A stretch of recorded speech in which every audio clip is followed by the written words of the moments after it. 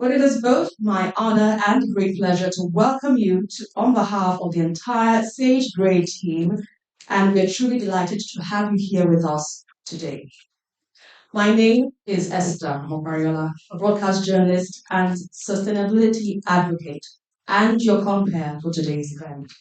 Thank you once again for being here and also for lending your voice to this presence, for your presence really, truly matters. Now, to begin on the grounded and graceful note, may I quickly invite everyone to please rise as we welcome Mrs. Margaret Paul Obot, the head of Operation Sage Grey Finance Limited, to lead us in an opening prayer.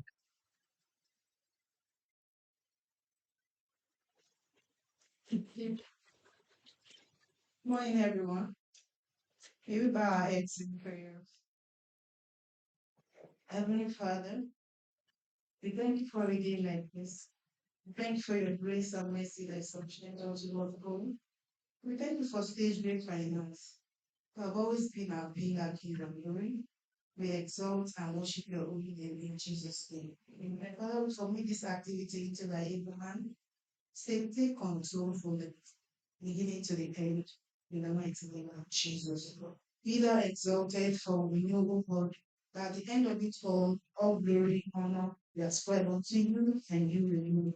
For in Jesus' mighty name, we pray. Fantastic. Thank you. May you all be seated, please. Thank you so much, Madam Paul. Right, so we're getting straight into our event proper.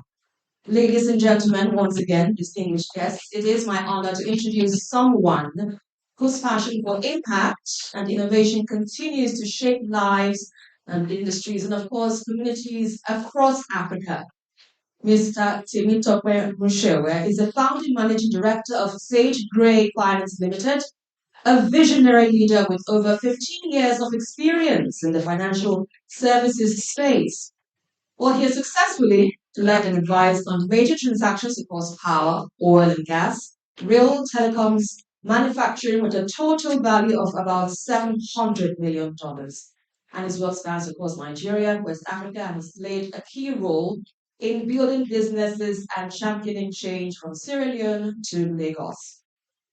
And also, beyond the boardroom, Mr. Rushewe serves as boards of organizations making real impact, including Free Recycle, Ron Gas Prime Industries, and Balako Initiative, which supports the girl child.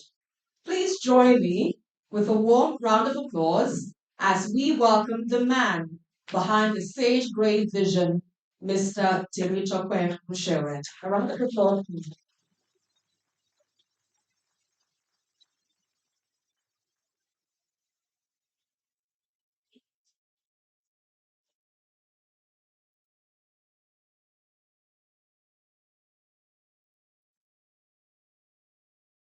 Morning, everyone. Thank you for coming. I assumed I was tall, but it's occurred to me that it's better from this height. So maybe first to apologize when we're starting a bit late. We hope to start earlier, but I think the rains and something Lagos happened. Um, but here we are. So thank you for coming. So distinguished guests, esteemed partners and stakeholders, ladies and gentlemen. It is both an honor and privilege to welcome you all to Advancing Impact Stage Way Forward. This event marks a secure milestone for us at Stage Finance Limited. Your presence today reflects our shared commitment to harnessing finance as a force for sustainable development and inclusive growth. As we reflect on our journey, I'm reminded of the values and aspirations that inspire the founding of Sage Finance. At our core, we have always believed that finance must serve a higher purpose. It must go beyond the pursuit of profit. This belief has led to the vision statement, which is to be the leading impact finance company in Africa, and our mission statement, which is to create impact through financial services. These guidance statements have shaped our journey and informed every decision we make and have made so far. Our approach has been guided by three fundamental convictions. The first is there cannot be sustainable commercial viability without the accommodation of the impact. The second is the impact and financial returns are not mutually exclusive. The third conviction is the greater the impact achieved, the higher the potential for commercial returns. These convictions have driven us to challenge conventional wisdom and reframe the narrative around finance. We have discovered that when impact is treated as an integral part of design and strategy rather than a compliance checkbox or the marketing add-on, it unlocks new sources of value and enhances resilience. As an organization, we are driven by these convictions. We have gained three invaluable insights that continue to shape our approach. Firstly, we realized that providing financial solutions for impact ventures demand more than simply adapting existing product structures. It requires bespoke pricing models that reflect both the developmental and core aspirations of projects and the commercial realities. Secondly, eligible prospects, especially early stage enterprises, often need financing with tailored funding structures such as sculpted interest schedules and sculpted payments, giving them runway to stabilize and generate sustainable cash flow. While the moratorium may be applied for financial obligations, the timelines for measurement of impact should be treated differently, and we should insist on them being immediately measurable. Finally, most importantly, we learned that the true measure of success cannot be confined to financial returns alone. It must encompass tangible social and economic change we seek to create. These include jobs sustained, communities uplifted, and environmental benefits realized.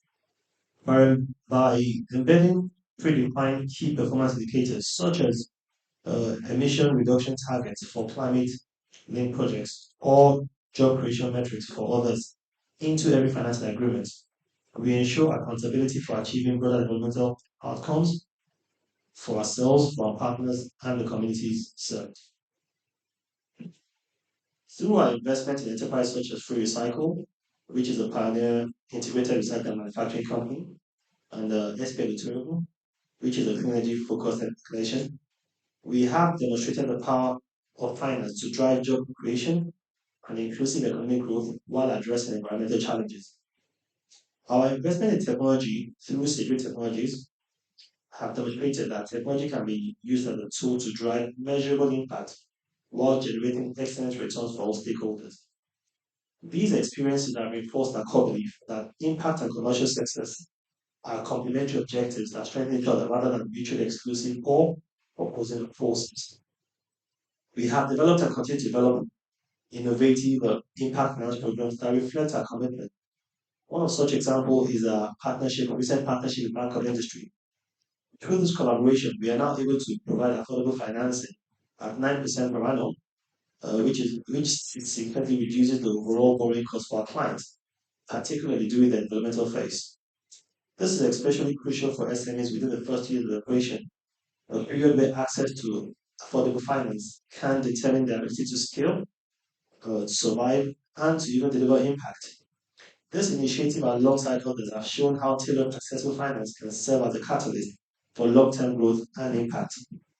Later on in this program, we'll also be unveiling a suite of new strategic initiatives aimed at expanding our reach, empowering underserved groups, and strengthening Nigerian SME ecosystem. This event is not only an opportunity to celebrate what we've achieved together, but also a forum to create avenues for collaboration, forge partnerships, and collectively envision the future of impact finance in Africa. Thank you all for your unwavering support and shared ambition to drive progress. Together, let us advance impact the stage way and redefine the future of finance in Africa. Thank you, everyone.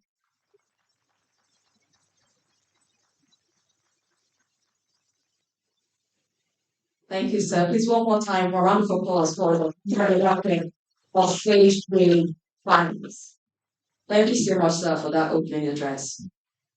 And so it is time now for one of the highlights of today's event, which is the keynote address.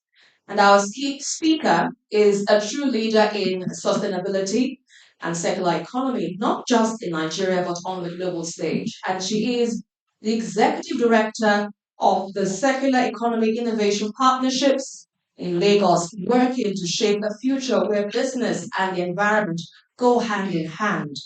With experience now designing leadership programs for top companies like Shell, HSBC, and AstraZeneca, and of course, academic roles in Singapore, Amsterdam, the UK, she brings a wealth of knowledge, insight, and passion.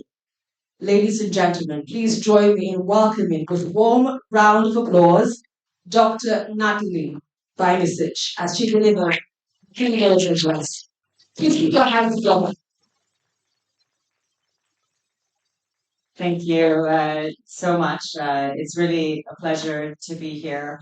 And I have to say, it's the first time I've been invited by a financial institution. I used to work in financial institutions on sustainability, but it's the first time working as an expert in circular economy to be invited by a financial institution to talk about the circular economy and to have this invitation from a Nigerian organization, a Nigerian founded organization, I think speaks a lot, speaks volumes about the intent and the focus of Sage Grey. So it's really a pleasure to be here on so many levels. Thank you. So my speaking brief was to talk about driving circular economy through strategic investment. So I will try and stay on point. But I suspect that many of you may not know what circular economy is, or have some questions about why it even matters. So I'll start with that. Um, so circular economy, it's a concept that originates really in hyper consumer markets and societies out of a concern that really current models of consumption are too environmentally destructive. So a fundamental view of circular economy approaches is that economic growth should be achieved through practices that make better use of materials. So through repair, remanufacturing, reuse, and recycling of materials, rather than the consumption and disposal of materials that we're so used to now in modern markets. However, in economies like Nigeria, these practices, reuse practices, repair practices, um, they're really well embedded in economic life. And then rates of consumption are furthermore lower than in many developed economies. So why would we even think that circular economy is attractive in a Nigerian context when really growth is most important? Um, and I would argue there's three reasons for this. So first, circular economy approaches, they're growth oriented. So they help us look at new ways to generate value and create markets, by extension of that, skills and jobs. And these are the most important priorities, I would argue, in a Nigerian context. Second, it's an innovation oriented approach. So this again is an approach that's incredibly useful in equipping people with tools to navigate modern life, where problem solving is really an essential skill. Finally, it helps us think about waste management in novel ways. While in Nigeria, overconsumption may not be a problem relative to developed economies, it's often the case that in Nigeria, the way that materials are disposed of are not only unsafe, uh, but there's also value in the waste that is not yet fully realized. So there's scope to realize that value, there's scope to create value. And I think Free Recycle, which has been mentioned already, is a portfolio of Sage Grey. And it's a great case in point of how it's built a business case around safe recovery and recycling of used tires. And so I hope I've made the case now to drive the circular economy. So the next question then, and the topic of this session is how to do so through strategic investment. And this is not such an easy question to answer, but there are some truths about the viability of circular business models. And sticking to the rule of threes, I would share three truths in particular. So firstly, many circular business models are not scalable. They're not competitive with virgin materials or they take a significant amount of time to commercialize.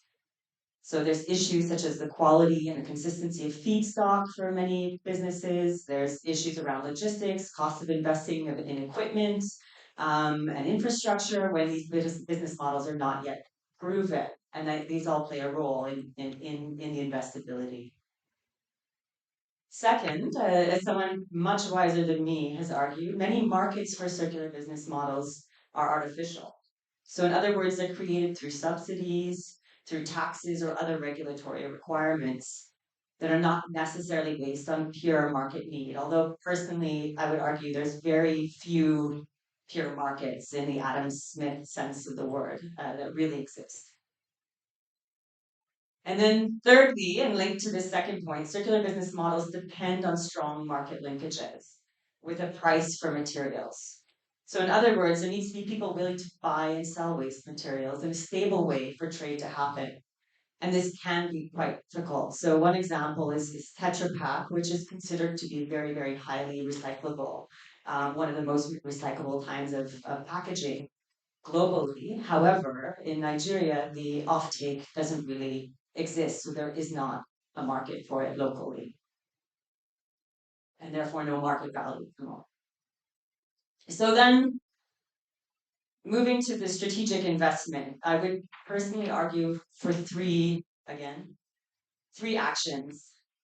And the first one, I think harder for Sage Gray to achieve, but the deeper investment into research and development. And again, this is, I think, also not just difficult for Sage Gray, but difficult in the market broadly.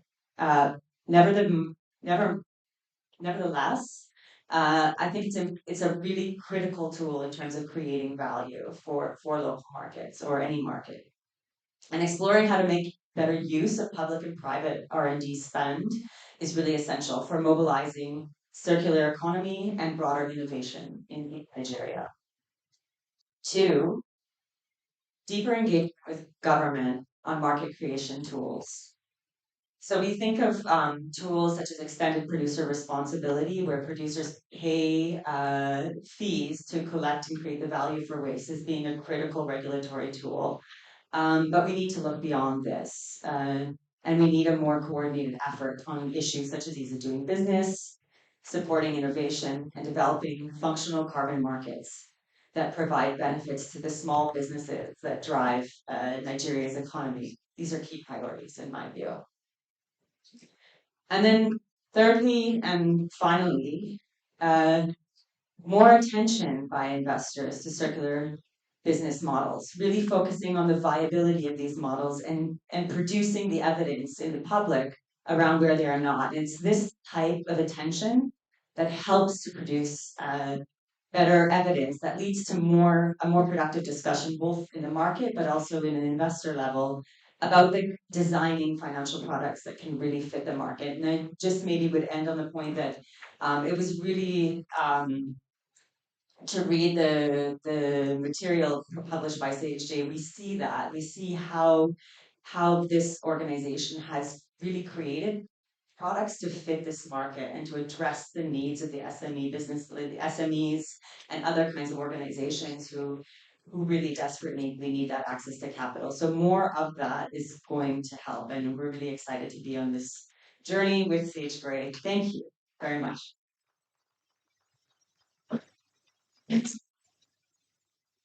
Thank you. Please, one more time, a round of applause for Dr. That really makes me feel. Thank you so much, madam. So now it's time for us to, well, pause, kind of reflect on the journey so far SageGrey has taken. So SageGrey's story, we know, is one of purpose, one of partnerships, and of course, real impact.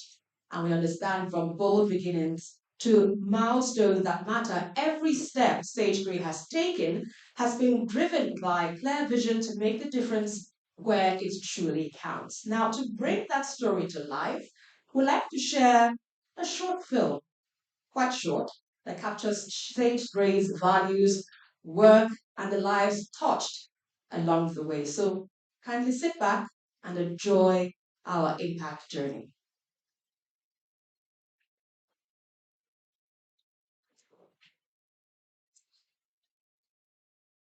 thing that affects the environmental and social well-being of the nation and its people. Sustainability. Financing with intention of ensuring sustainable development of the environment. In the heart of Nigeria's bustling financial epicenter, amidst the towering skyscrapers of Victoria Island City, Lagos, Nigeria, the story of resilience and transformation unfolds. Sage Grey Finance Limited is widely renowned for its steadfast commitment to impact financing and the creation of sustainable value through its array of services. However, it is interesting to emphasize that this dedication has been ingrained within the corporate framework of Sage Grey Finance Limited since its inception in 2016, when it operated under the name Sage Grey Limited. Our journey began with a vision to redefine financial services, to create an institution grounded in sustainable impact, driven by innovation, and committed to empowering individuals and businesses alike. As we embarked on this venture in 2016, we had little foresight of the extraordinary journey that lay ahead of us. In a short span, Silky Finance has not just weathered the storm, but has tried to establish itself as a prominent player in the financial arena. Today, we gradually reflect on the milestones achieved, the challenges overcome, and the trust instilled in us, our clients and partners.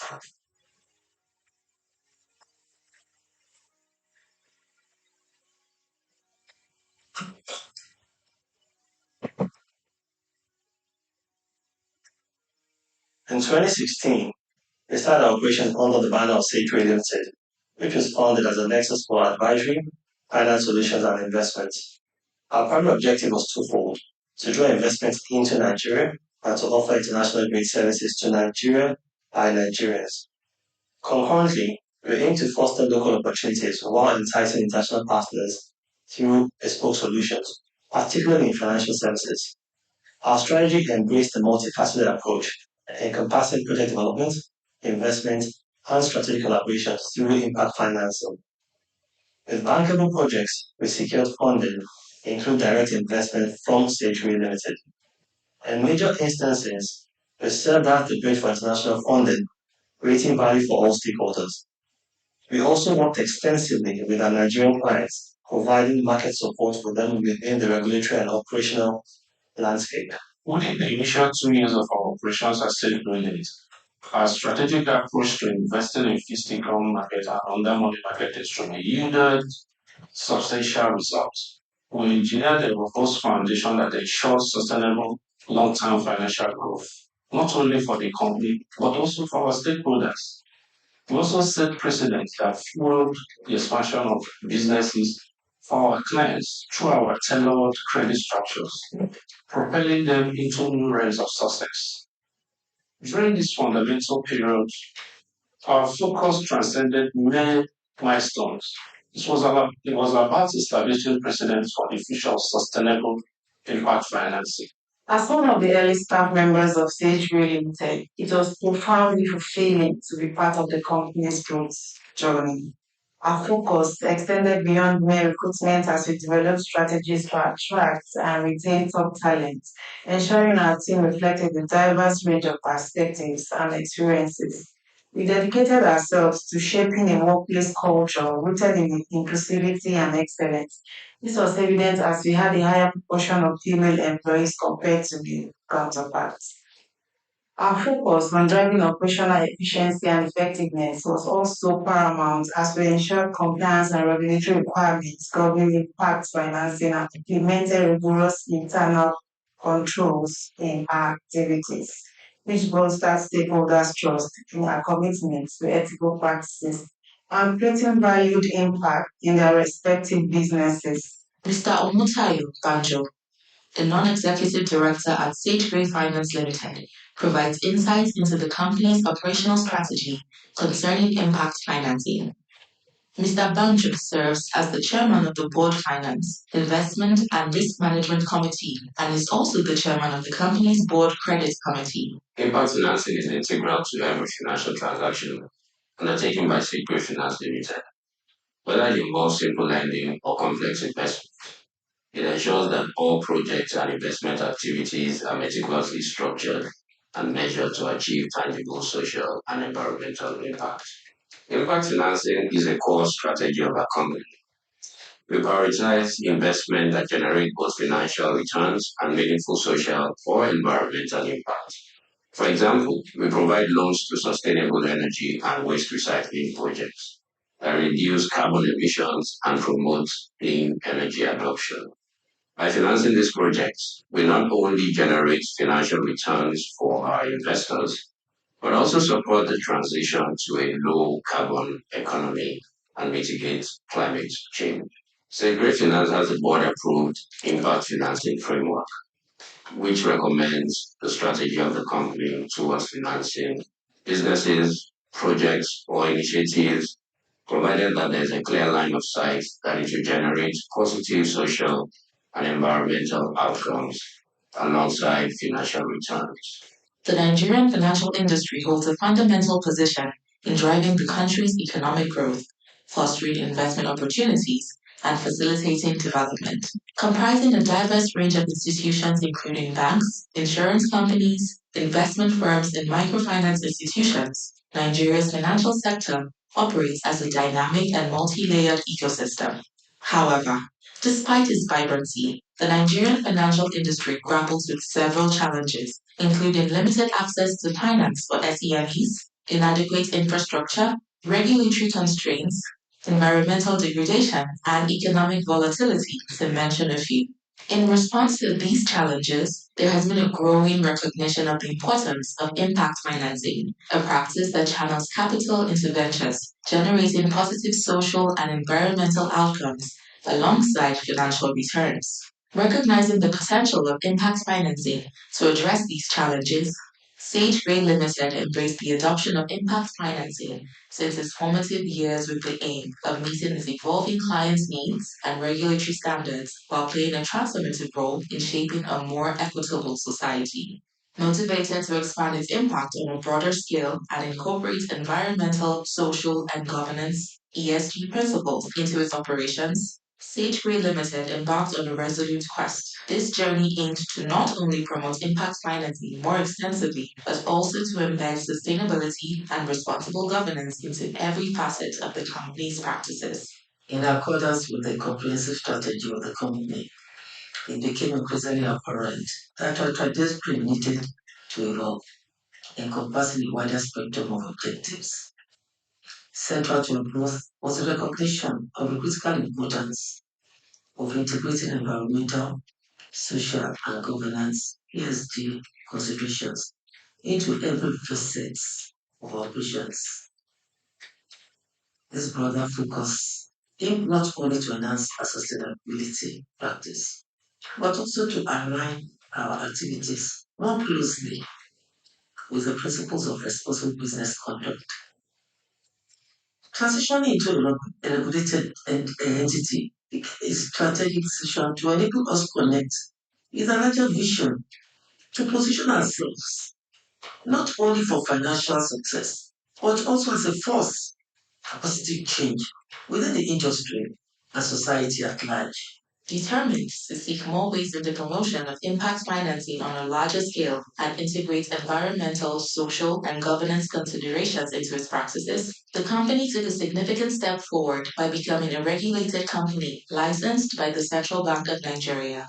Since obtaining a license, we have remained steadfast in our commitment to making a sustainable impact through our investments in various sectors such as manufacturing, sustainable energy, and oil and gas, amongst others. We have worked on a plethora of projects, some of which we have made direct investments in to drive impact across the operations within key sectors, such as waste recycling industry, that is recycle limited, sustainable energy, SME businesses, women empowerment, that's MOSEP, and technology, that's digital technologies, and alternative coal evacuation, that's unspected. However, we've observed that women and youth hold significant potential to make a greater societal impact, but often encounter limited financial support and business resources. Beyond financing, we assist them in nurturing their ideas, developing essential documents such as concept plans, business plans, investment pitch books, and proposals to secure funding from us and from other third-party financing partners. A notable success story in our women and youth empowerment sector is Most Enterprise, which significantly boosted inventory and sales revenue through our impactful SME overdraft products. Dr. Adibola serves as the chairman of the Board Governance and Nomination Committee. I would say corporate governance plays a crucial role in implementing, ensuring that companies uphold ethical standards, accountability, and transparency. Open service. And it fosters and promotes trust among investors, stakeholders, and the broader community. And in the context of impact financing, and effective corporate governance practices are essential for safeguarding the integrity of investment and for positive social, economic, and environmental outcomes. Sigma Finance Limited recognizes the significance of corporate governance in impact financing and promotes ethical and responsible investments. As Sigma Finance Limited, corporate governance serves as the foundation for responsible decision making and sustainable business practices. Corporate governance framework is designed to promote accountability, integrity, and compliance with regulatory requirements. And this includes establishing clear roles and responsibilities, and maintaining effective oversight mechanisms, and promoting a culture of ethical behavior throughout the organization. Our commitment to impact financing extends to the board and the senior management team. At the board level, the Governance and Nomination Committee, which I currently have the privilege of chairing, has the responsibility to oversee all impact initiatives, periodically evaluate impact performance, review our impact strategy, and provide guidance on how we can enhance impact efforts. So one of the key ways in which impact financing intersects with corporate governance is through our commitment to transparency and accountability. Also, we prioritize stakeholder engagement and dialogue as part of our corporate governance framework. Technology, especially our online banking platform, is crucial to our impact financing efforts. It helps us manage transactions efficiently, follow regulations, and reach more people, even in remote areas, through online and mobile banking. This promotes financial inclusion and empowers communities economically. For us, technology is an integral part of our operations, which enables us to innovate and improve efficiency across the organization. We leverage cutting edge technology across all platforms, from our core banking applications and through other channels, to deliver superior services and products to our clients, automate processes, and enhance decision making capabilities. We offer a range of technology driven products and solutions designed to meet the evolving needs of our customers. These include, but are not limited to, our digital and online banking solutions. We have also commenced the process of integrating with InterSwitch for the issuance of our debit cards to customers as an additional channel of access to their funds. Our tech solutions have innovative features, scalability, and robust security measures to ensure client satisfaction and competitive advantage. Meanwhile, the company's advisory functions serve as the guiding light, offering strategic insights and expertise to steer its endeavors towards optimal outcomes. From a financial perspective, we approach each project or investment strategically to ensure optimal use of resources and maximize returns. We carefully assess the potential risk and rewards associated with each project and prioritize those that offer the greatest potential for long-term sustainable impact and value creation. We try to maximize the value of our innovation efforts and deliver sustainable profitability for state finance. Following the dynamic landscape of project development and advisory, attention to legal compliance becomes key, as it not only protects the company's interests, but ensures that every endeavor aligns seamlessly with legal requirements and industry best practices. So internal audit is a critical component of our risk management strategy. We conduct regular audits to assess the effectiveness of our internal controls, identify areas of non-compliance or operational inefficiencies, and make recommendations for improvements. Recently, CBN passed a regulation that required us to update our customer onboarding process to enhance anti-money laundering controls. We conducted a thorough review of our existing procedures, implemented necessary changes, and provided training to relevant staff to ensure compliance. Due diligence plays a critical role in our business operations. Before embarking on any new projects or investments, we conduct thorough due diligence to assess the potential legal, regulatory, and financial risks. We also try to identify any legal barriers or restrictions that may impact the feasibility or legality of the project and develop strategies to address them proactively. We also prioritize data privacy and security considerations. We are compliant with the requirements of the Nigerian data protection laws and regulations, which is paramount to maintaining trust with our clients and safeguarding their sensitive information. We also collaborate with external partners to ensure that contractual agreements adequately address legal and intellectual property rights, confidentiality obligations, and liability considerations. Over the years, the company has encountered its fair share of challenges, and in response to the economy's ever changing market dynamics and evolving client needs, we have embraced innovation and agility, pivoted our strategies, and diversified our service offerings. Looking ahead, Sage Finance is poised for significant growth and impact in the financial industry. We are committed to enhancing our marketing communications, strengthening our brand, and increasing our visibility to showcase our unique identity as an impact-focused finance company. One of our notable achievements lies in providing investments to focus sectors, including sustainable energy, manufacturing, SMEs, technology, and initiatives promoting women and youth empowerment. We utilize key impact metrics such as business creation, employment generation, and reduction in carbon emissions to gauge the true impact of our investments. We broadly utilize the 17 United Nations Sustainable Development Goals to measure our impact. Success for us at Sedgwick Finance Limited transcends mere numerical metrics. It is embodied in the tangible impact of our actions.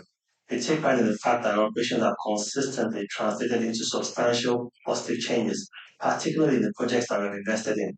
Looking ahead, Sedgwick Finance is poised for significant growth and impact in the financial industry. We are committed to enhancing our marketing communications, strengthening our brand, and increasing our visibility to showcase our unique identity as an impact-focused finance company. In line with this commitment, we have ambitious plans to expand our lending activities, particularly in the SME sector. We aim to significantly increase our SME lending and focus on women and youth businesses. Additionally, we will focus on international funding opportunities to support SMEs, women, and youth. To achieve these goals, we're establishing dedicated funding desks, strengthening our international partnerships, and expanding our business operations with the creation of additional branches, including in Abuja and other strategic locations. We also recognize the importance of leveraging technology to drive efficiency and innovation. We are investing in technology and IT platforms to enhance collections and digital lending capabilities. We will keep enhancing our investment in our staff and welfare of all our stakeholders, as well as further strengthen our governance, regulatory compliance, and operational structures to meet the current and future requirements of the operating environment. Safeway Finance is embarking on an exciting journey of growth, innovation, and impact with a clear strategic focus and dedicated team. I'm confident that we will achieve our objective and continue to make a meaningful difference in the financial landscape. Thank you for joining us on this journey, and we look forward to a bright future ahead.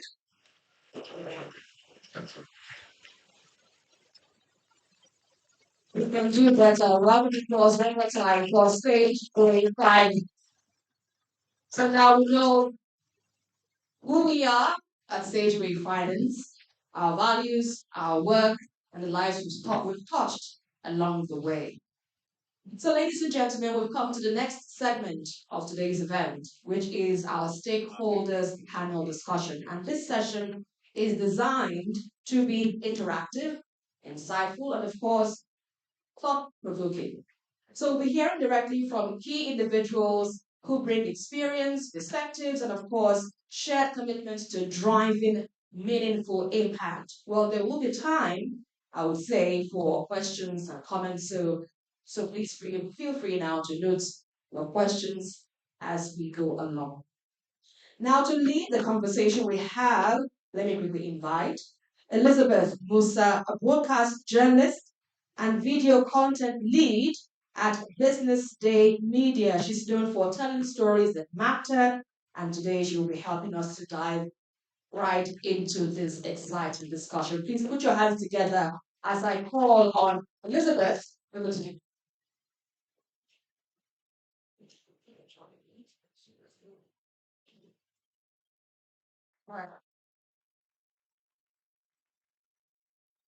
Good morning, very distinguished guests, ladies and gentlemen. My name is Elizabeth Musa, as Esther has mentioned. Thank you so much for coming and for being here.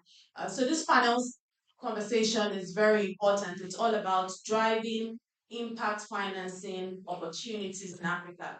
Why is this conversation very important? In the past decade, what we've seen is Africa has seen a surge in interest from global and local investors who are actually looking to align their financial returns with measurable impact and for social and environmental impact. And we've moved from having a niche strategy to a more mainstream investment approach. And this shift has been driven key a very key reason why this shift has been driven is by the rise of social enterprises, increasing awareness of climate and development issues, and the growing recognition that traditional aid models alone cannot achieve the sustainable development goals. And that's why we're here today to have this conversation with key stakeholders. We hope that this panel will provide us with solutions and with answers to the questions of how to and drive more impact opportunities for Africa. So I'll be calling my panelists today in no particular order as they come. Please sustain their applause till they get on stage. I'll be starting with an accomplished executive and the strategic leader in climate change and sustainable development, currently serving as the special advisor on climate change and circular economy to the governor of Lagos State. As we know, Lagos is Africa's fastest growing megacity, and the OCCE is committed to fostering sustainable development across Lagos through innovative climate finance solutions and strategic partnerships that drive green economic growth and sustainable improved climate resilience. And I'll be welcoming for the panel Ms. Titi Oshodi. She is the special advisor for climate change and circular economy. Please sustain your applause to the front, please. Thank you.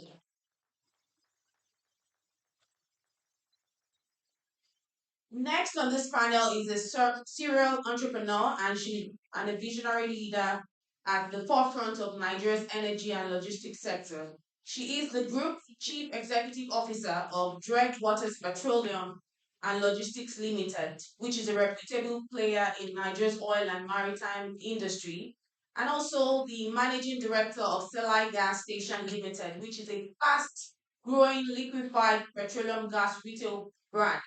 She has successfully led the company's diversification into the domestic gas market, birthing Selai Gas, which is a brand that's committed to making clean, affordable energy accessible to underserved communities.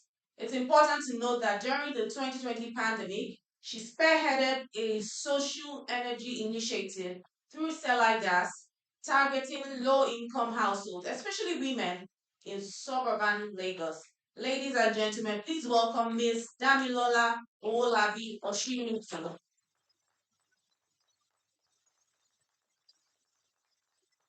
Thank you very much.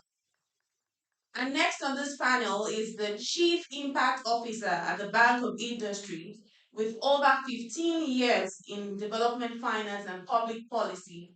He has led major initiatives in SME growth, financial inclusion, and sustainable development. He's a Harvard-trained expert and has held key roles at KPMG and the United Nations and is also committed to driving inclusive economic impact across Nigeria. Distinguished guests, ladies and gentlemen, please make welcome Dr. Uchechukwu Nwachukwu.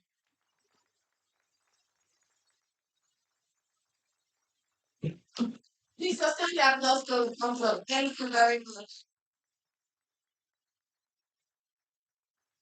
And next on our panel is a partner in BDO Professional Services and is bringing over 16 years of extensive experience to his role. He's renowned for his expertise in audits, IFRS, financial reporting, internal control over financial reporting, ICFR, and taxation, and is widely recognized as a leading professional in this field. Distinguished guests, ladies and gentlemen, please make welcome Mr. Ajibola Falola is the risk management Indio Professional Services.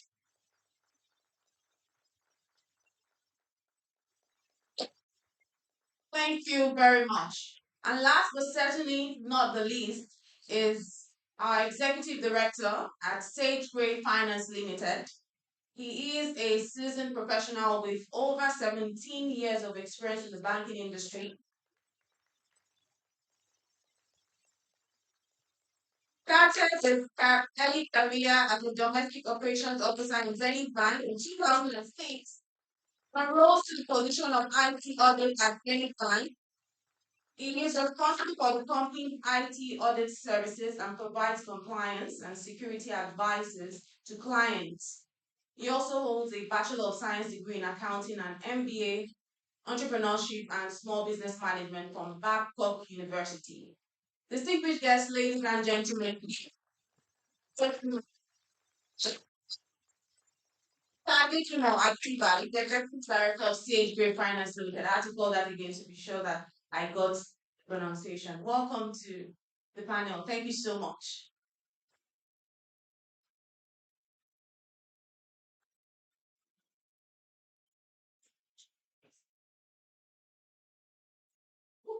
Right. So I'm going to start by welcoming you all once again. Thank you so much for being here. And it's great to be doing this for us today.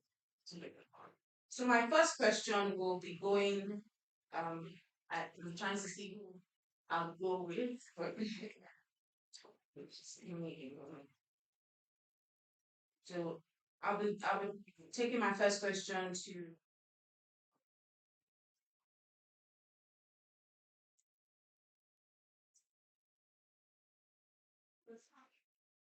let me ask Miss Damilola Molabi Kushinusi. So my first question will be going to you.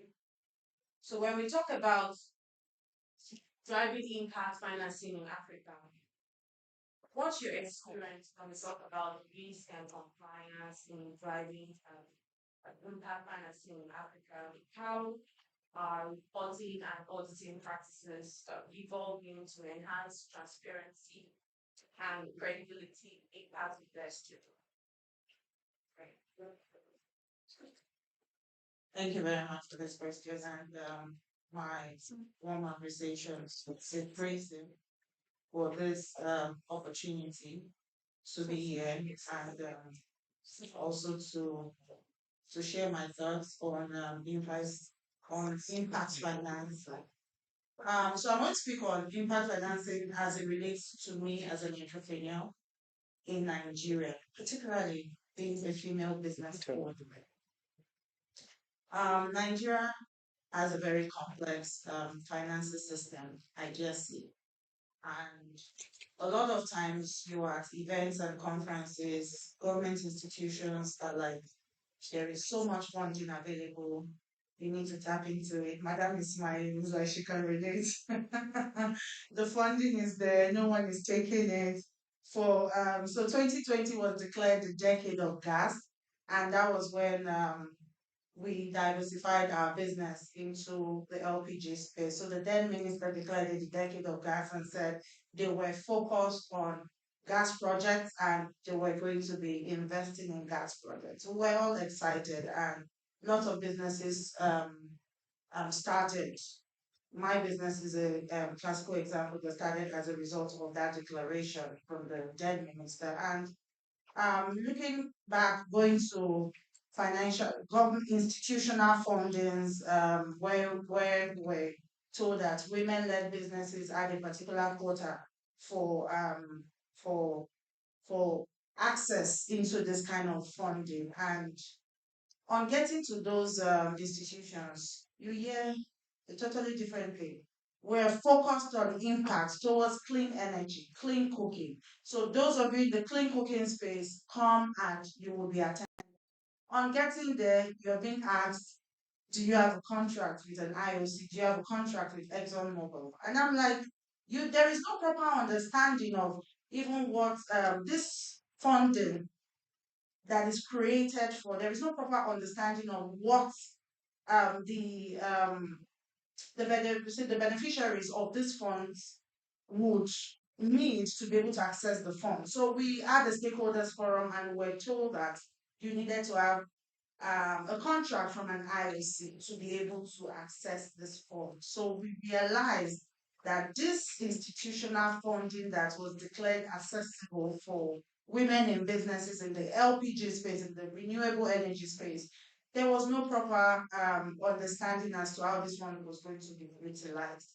And as such, we were stuck. So for a business owner like me that I put in so much investment into setting up this business during the pandemic, we were stuck because we were promised that there was a huge amount of fund available for expansion of our business, and we ticked all the boxes, but we couldn't access this fund. So, in my own interpretation of impact financing, that did not create any impact to me as a business person in Nigeria. That did not create any impact because that fund, as we speak, is still sitting there. At the last stakeholders conference, that he was still said, this fund is there, nobody is taking the fund. It's just obvious that there was no proper clarity as to how beneficiaries would access this fund. So impact financing, in my understanding, is a way whereby you create a fund to speak to the impact, as it is stated, of that environment, the community, and the region.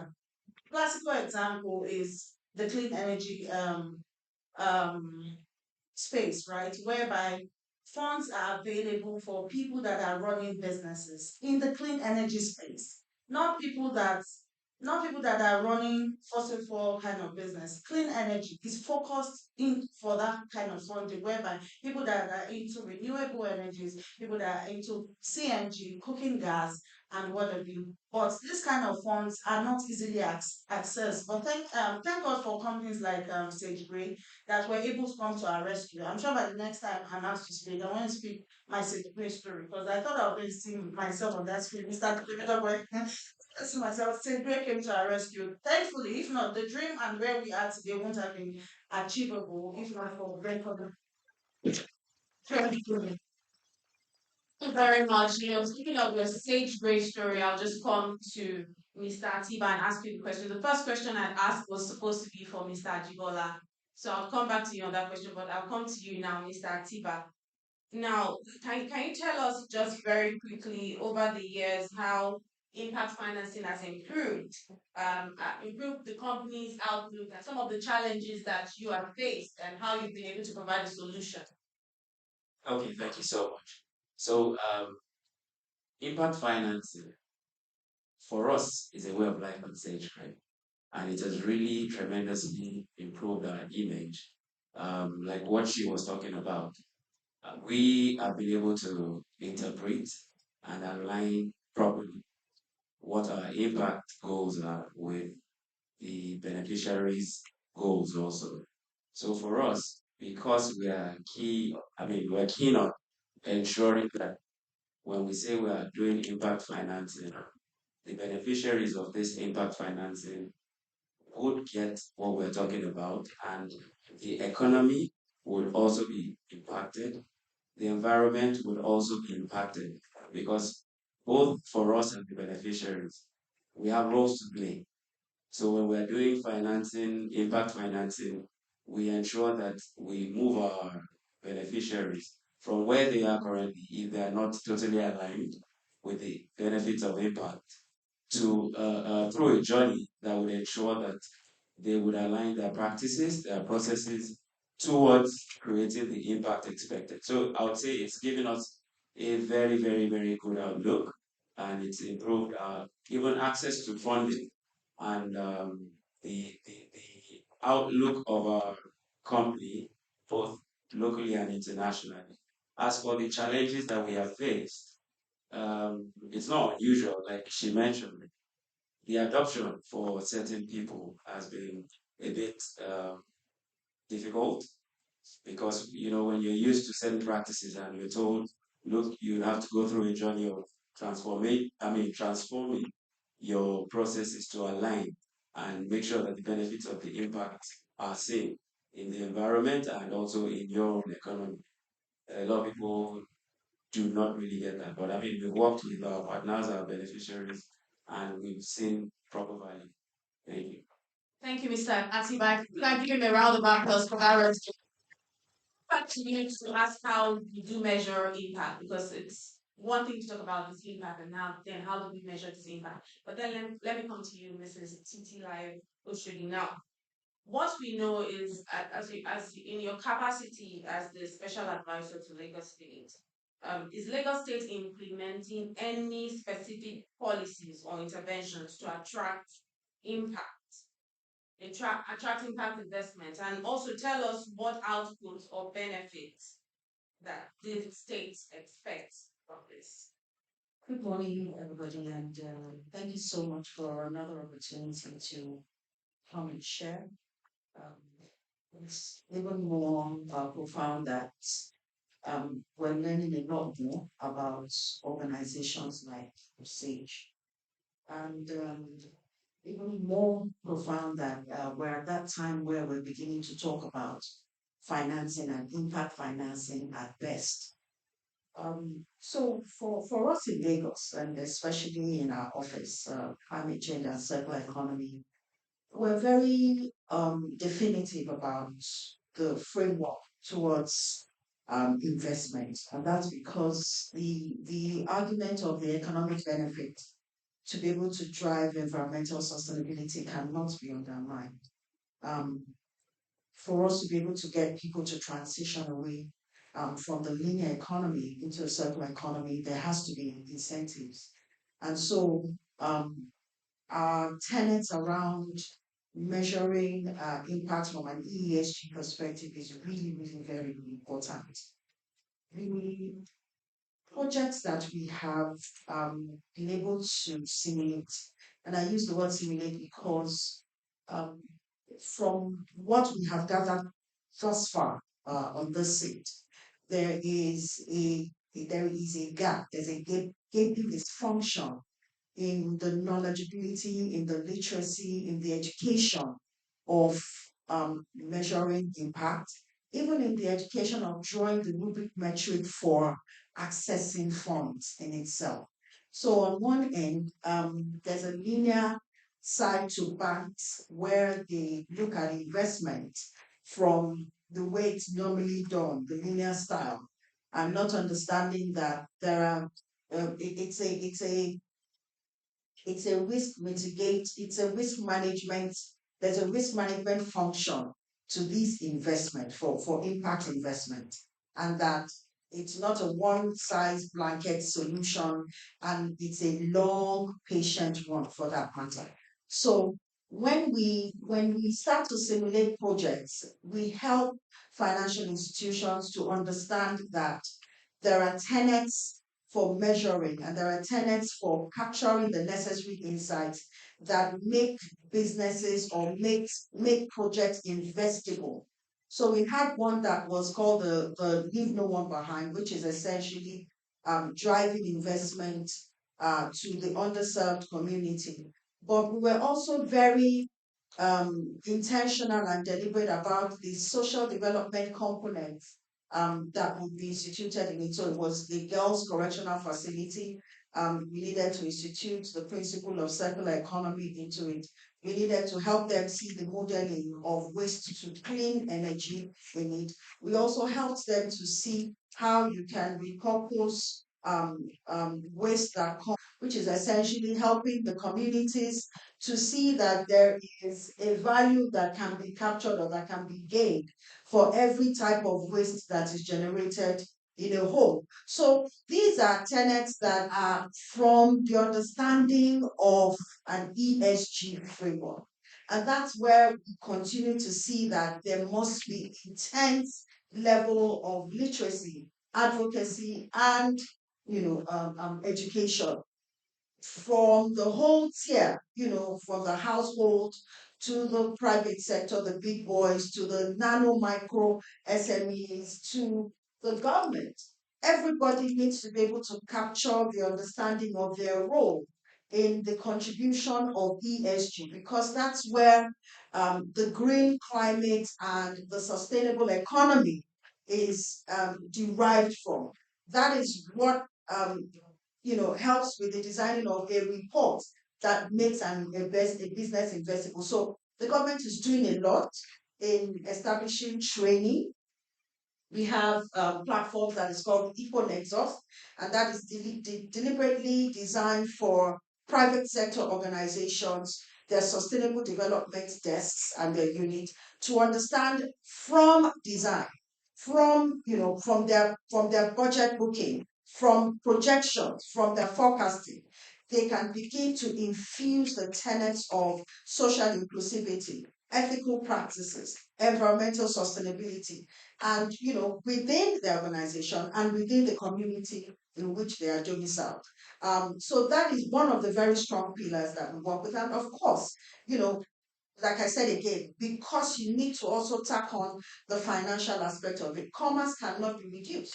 So we ensure that we're driving as much partnership, collaboration, interrelativity, interdependencies within the nano, micro, and the medium-sized corporations. We have what we call the Eco Business Network.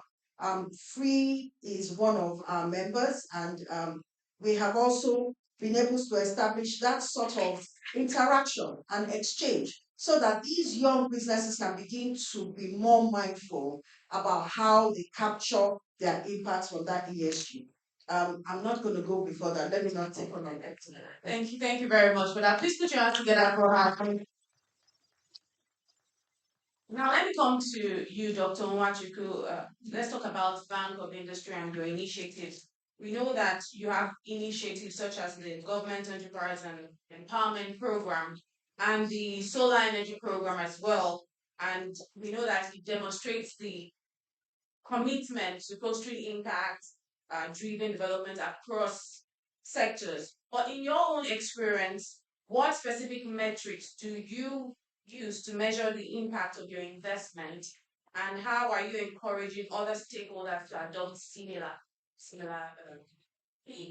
approaches? Thank you very much. Just a quick background. BOI is a development finance institution. And for those that may wonder, okay, what's the difference between BOI and going to commercial bank to get loan? Commercial bank, as much as they might like your business, if they give you 100 million, what they want is their interest, are they able to get the 30 million after a year, which is about 30%. A development finance institution, whole papers surround impact. And we keep hearing impact finance, impact finance. What's impact finance really about? Before the 2008 financial crisis, there was not too much talk about impact financing, and in as much as there was ethical financing and other stuff like that, the impact financing really came to the fore because what caused the financial crisis was almost a complete collapse of financial markets in different countries, driven by the so-called commercial banks, their overzealousness for profit, manufacturing money out of nothing. Yeah. So when you're talking about impact finance, there are three things that are key. One is intentionality. So if you are giving money, there must be that intention that you begin to see that there's an impact that it's creating. Yeah. Second one is additionality, which is the value add. What value are you adding? The last one is measurability, which is what you're asking me of now. How do we measure impact? So for most organizations, what I will say is that you start the process of measuring impact from what your company set out to do in the first place. At POI, our mission is to spearhead sustainable industrial development of Nigeria by offering bespoke services, specifically financing high impact businesses and underserved communities. So having that in mind, first applying the IMMR framework, which is first you have to be able to identify which indicators to measure, then measure, monitor, and report. So you already have what you are looking at. If you want to drive sustainable industrial development, first you're already talking about industrial development with an industrial bank. So we need to have industrialization indicators we need to track. Then we also are trying to finance high impact businesses. So it's economic growth indicator. You also have a way to track it. Then in there we mentioned sustainability, which is about ESG, what we're talking about. So you need to have sustainability indicators. And finally, we talk about underserved, which speaks to social impact. So at BOI, we have our development impact framework and it's rooted in these four key measurement indicators: economic impact, social impact, industrialization, and sustainability. Now, when you have that in mind, it becomes easier for you to be able to track based on any person you are giving financing. So at the beginning, when you come to access finance at BOI, we have a form that if you will call it anticipated development results report. So you tell us if we give you this money, what are you going to do with it? Are you going to create 100 additional jobs, which speaks to some sort of social impact? Are you going to increase your productivity, which speaks to some sort of economic growth? Are you going to have backward linkage with the MSMEs in the sector which speaks to industrialization? Are you going to be reducing your carbon footprint if what we finance is for you to build something like a more sustainable equipment, which speaks to sustainability? So these are some of the ways we're able to measure. And at that point, we noticed at the beginning, then quarterly, the monitoring projects are report and compare between what you said you will do and what you are doing every quarter. And when your project is coming to midterm or maturity, we also investigate to see if the intentions of why we gave you the money at the beginning have been met. Thank you very much. Please put your hands together. So now, I'm finally with you now. Let me talk to you, Mr. Falola, about the work that you do. So, in your experience in risk and compliance, how are reporting and auditing practices evolving to embrace more transparency and credibility in impact investing? Thank you very much. Good morning, everyone. I think having had my colleagues on what will happen and they will come to reporting. I want to talk from the angle of Financial Reporting Council. We are all aware now that there are two standards speaking to sustainability and climate-related disclosures. We have IFRS S1 and IFRS S2. Apparently, the standard became effective 1st January 2024. But for us in Nigeria, Financial Reporting Council has considered three phases just to ensure that people are ready and they are prepared for it. We have early adopters. Early adopters are people that want to implement that standard, that is S1 and S2, during 2024. For such, it's expected that they have put in the framework and preparation to by 31 December 2023, which means that in 2024, you'll be able to report on this impact financing. Then we have voluntary adopters. For voluntary adopters, they are to consider between 2024 and 2027. So what that means is that between 2024 and 2027, they need to do their preparatory work. They need to, like Madam mentioned the other time, literacy. You need to be aware, of what is involved. They will now have mandatory implementation. By January 1, 2028, everybody is expected. When I say everybody, I mean public interest entity and SMEs. By 2028, they are expected to report using this standard S1 and S2. Now, when we talk about this, like my colleagues have mentioned, you talk about measuring, you are talking about structural reporting. So there have been a paradigm shift from impact now. We have also now moved to reporting. And we have to talk about transparency. When the company says he has done one, two, three, four, then to ensure transparency, you need to do your reporting in line with the standard. Not only that, external auditors are also expected to come and check what you said you have done using the standard. So with that, we can see that transparency is brought about, credibility is brought about, because it's not enough for you to say, I have done one, two, three, I have pay attention to on underserved community, I have created jobs and all of that. There must be evidence, and such must be supported, with evidence. So auditors will come around, they will do review what you have done, and then they'll be able to certify, to the whole world that what you said you have done is actually what you have done. So that process brings about transparency and credibility. Thank you. Thank you very much, Mr. Kalola. So let me come to you now, Ms. Damilola. So when I started off, I came to you. Question was meant for you. So now I'm bringing your question for you. What are some of the ways that impact financing, investing has helped you in your business in ways that traditional financing would have not? Thank you very much. Um, earlier on, I mentioned that I have a sage grade story, which is as a business owner, you identify an opportunity. And as an entrepreneur, you run with the idea, you want to set up, you want to create jobs, amongst other things, you want to make an impact. And accessing funding is a lot of headache. So upon our commissioning, we needed to expand, like we needed working capital. And we had a lot of commercial banks that I've already seen a track record of what we're doing in our other businesses. But to come on board this new business, it was a bit of a challenge. And I also think they didn't understand the nitty-gritty of this business. So 20% of households in Nigeria use cooking gas, right? That's to show that there is a huge opportunity. There's a huge business opportunity.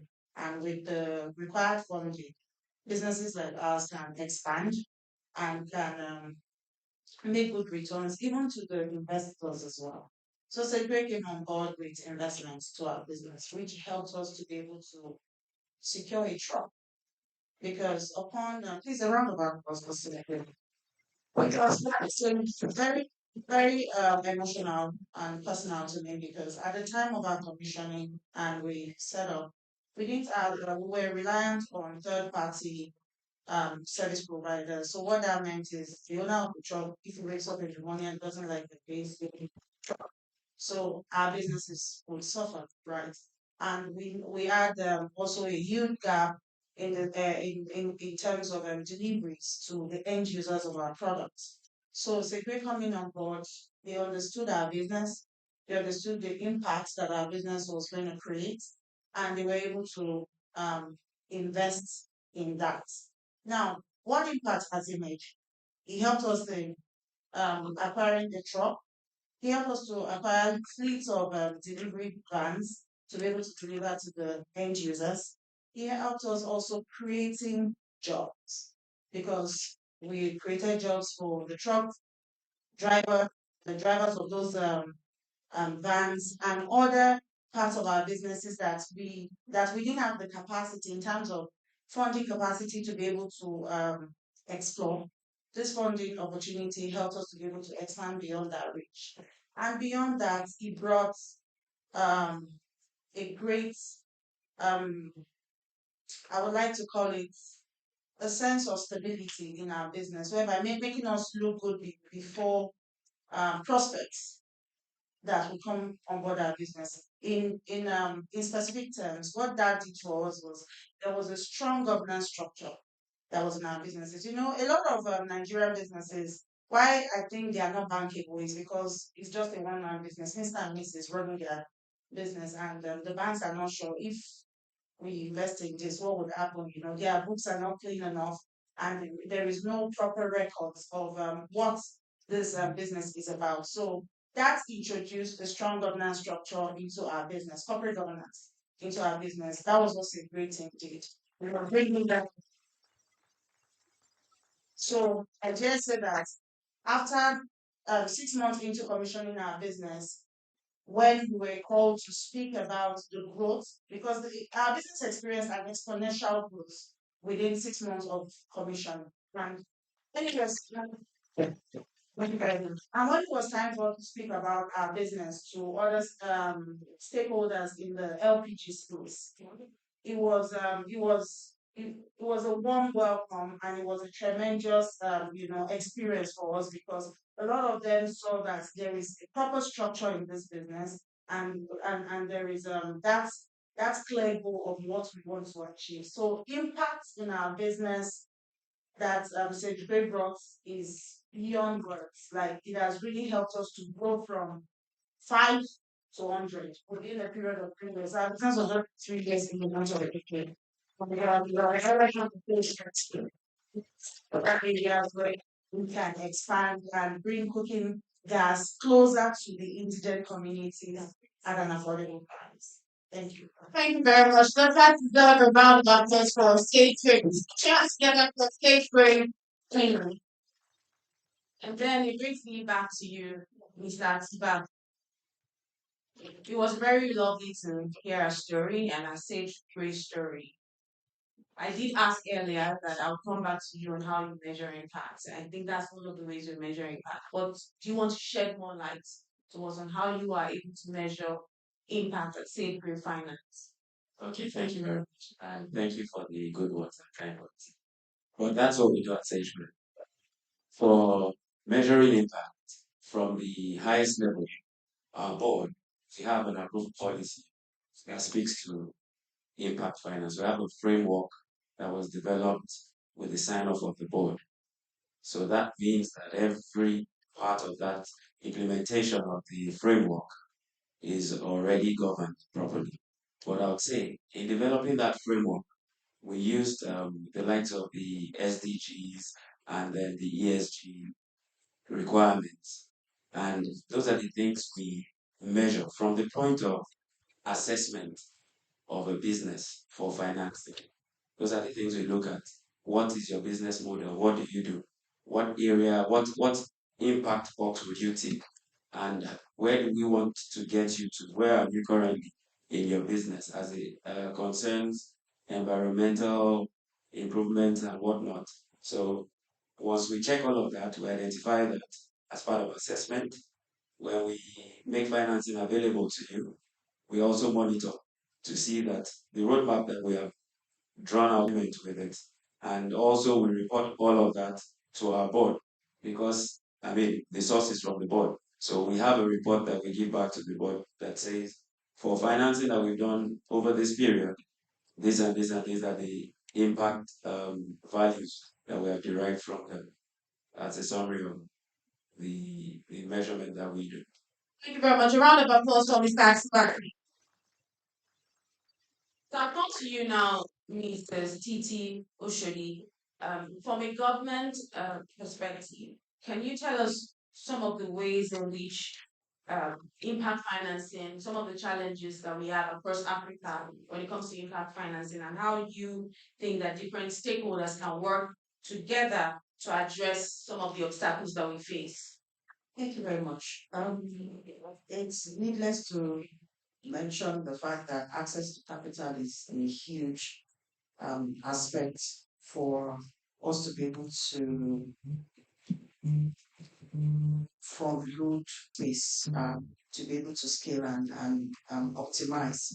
So at the OCC, having discovered and realized that that is usually the bane of the bottleneck for these businesses, we then decided let's start to play with the numbers because we have quite a number of young businesses that are green and sustainably linked, and they're also beginning to build themselves. But because there's been a lot of silo working within the industry, so just putting them together into a body. I mentioned the EBN, the Economic Business Network, has given us the opportunity the ability to be able to leverage blended finance frameworks so that um, in our facilitations with the financial institutions, we can provide and present them on a cooperative basis to be able to drive the level of mechanisms and the operations that they need in their businesses. So one of these, because these are very, very young businesses, they're small, but they have very high impact venture. So the scalable structure is what we essentially help them, to provide from their own, from the commercial pillar that we have instituted within the office. We also, have the policies. We develop policy frameworks that are not necessarily from an institutional perspective because, like I said again, it's a very novel area, it's a novel industry. We're still working within an open market framework. But as a government, we're able to speak to financial institutions, and there are about two or three of them who sort of have an idea of how they can measure, how they can verify and report their ESG indicators, and also using them under the EPR mechanism to develop pipelines that can provide budgetary allocations for our businesses. And for some of the areas that we have simulated, we've done about 6 different locations where there are very high volume of waste, a high volume of footfalls, like the trade fair in what's that area? Trade fair, somewhere in Badagry, yeah, like trade fair. We did one project, we ran one project in Badagry. We've been to faith-based organizations because we understand what nuance is as a risk factor for this sort of impact investment framework. So culture, nuance, tradition is also a very, very strong factor to take into that plan. So the numbers have helped us to be able to measure what you can get in terms of volume, what sort of catalytic investments can be drawn, from that space. And we can also help establish the risk mechanisms on a large scale basis. One of the ones that I'm quite very proud about that we have just been able to achieve with the Ministry of Cooperatives, and thankfully somebody from BOI is here, is the Lagos State Accelerator SME LASMECO. It's the Lagos State Accelerator Access to Finance for SME. And that was launched about a week or two ago. And it is actually a low interest catalytic investment fund. It's actually a non-collateral loan at about 9% interest rate. Now, even at the launch in itself, what we found is that you have businesses that are needing as low as 50,000 naira for their collection, recycling, or even renewable energy business. And so through that cooperative mechanism and the fact that we can also have that direct interface with those people in the location, in the communities that they're situated, the needs analysis process that help us to be able to fine tune the solution that is adaptable for them to be resilient, with their financing, and also to be socially impactful for the businesses. Very, very minimal. And so opportunities like what we have done with the POI as one of the we want to scale across board, across various local government areas in the state. We also want to be able to ensure that their reporting is intentional, as we've said, because there is a regenerative finance aspect to it.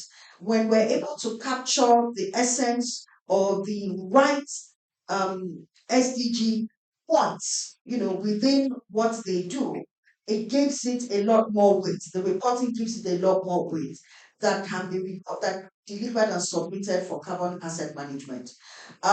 It's a gradual thing, but we feel very strongly that when we are able to hold these SMEs, guiding them with the support of the big boys, the private sector, we can entrench the right climate sustainable behavior within the communities.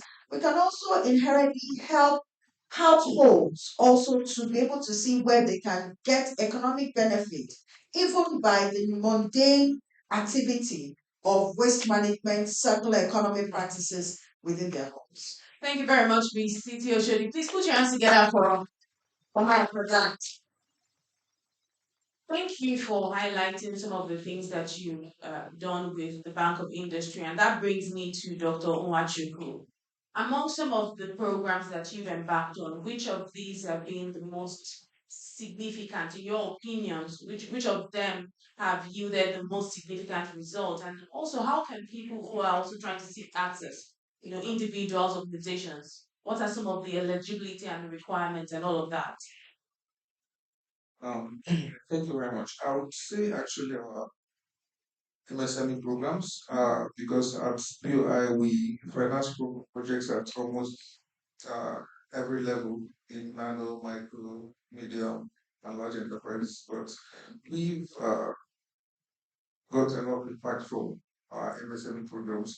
For instance, in the last 10 years, we have directly impacted almost 5 million businesses. We've created cumulatively about 40, 50 million jobs, and we disbursed more than 2 trillion to this particular sector. And what it does is that we find out that for large enterprises, when you, for the most time, when you give them money, they buy your equipment, which is good. They build capacity. But most time for MSMEs, when you give them money, they hire. And there is a lot, much more that happens down the line for in terms of not just direct jobs, but indirect jobs that are created as well. Because for more people you hire, you give them salary, they're able to buy the more, and whatever they're doing goes down to the value chain. And that's why we pay particular attention to our MSME. We have offices in almost every state in the country currently, and we also drive almost all the federal government MSME financing. In the past, about the cheap. Then we have programs currently like the FG Nano for currently going on, which is a grant of 50,000 naira to almost every applicant that shows up. Federal government committed 50 billion to that. Then we have the 75 billion MSME fund for the federal government again. Then we have the 75 billion manufacturing fund. That's just from the federal government, not even BOI's fund. So we are implementing federal government MSME projects. Within our own, we are also implementing our own MSME projects. So I think within the bank, was in fact programs surrounded around MSME finance. All right, thank you very much. Please put your hands together for Dr. Nwachukwu. So then I'll come to you and then we'll come to the audience for questions. I hope you have your questions written down. We'll just take a few questions. So I'll come to you. From your professional experience, are there perhaps some, strategies that you think always aids more impact when it comes to impact investing for companies? Okay. What I have seen that is consistent is that organizations they have a purpose, a mission, why they are existing, and who they are out there to serve. And when that is in place, like we talked about intentionality, they are not only intentional about bringing that change, they also consider that when we talk about investments, impact investing or impact financing, we are not keen about financial returns. We consider social and economic returns. So while you are generating your revenue, for example, fintech, that takes into consideration financial inclusion, trying to reach the underbanked or the underserved or underserved communities. They are directly making revenue, they are generating revenue, but at the same time, they are creating, they are solving societal problems. So that is a strategy, that is consistent. And then one can also see that brings about valuation because when you have a purpose and you align your purpose with profitability, definitely it will lead to valuation because impact investors, they are interested in organizations that we have these objectives take into their models. So definitely for organizations that have taken this into consideration in their strategies, they are not only going to meet their purpose of being in business, it's also going to enhance the valuation of such companies. I think that's what I would like to say. All right, thank you very much, Mr. Falola. And now please put your hands together for my brilliant panelists.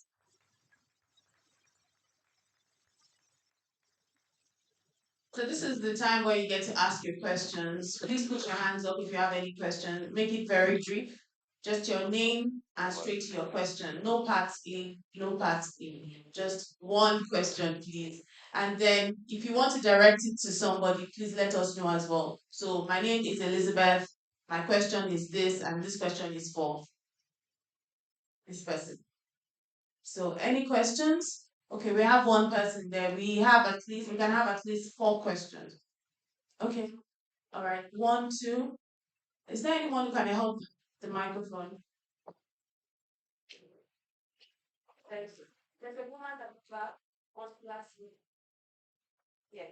Woman at the back was last week. Okay, good morning, everybody. Thank you, panelists. I think my comment question would be directed to Dr. Nwachukwu, and it goes like this. I would have loved a situation whereby there was like a central bank representative on the panel, but I'm sure you can answer this. So, that was lovely the comment about being told that there was a loan, and when they got there, they couldn't access that loan. It wasn't there. So for me, that was quite heart wrenching.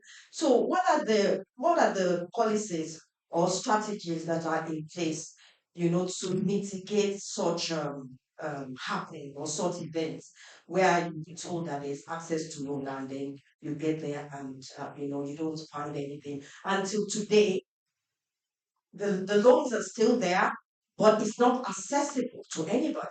So for me, that is quite unfortunate. So I want to ask you, sir. Thank you very much. Go ahead and answer the question. Okay, thank you very much.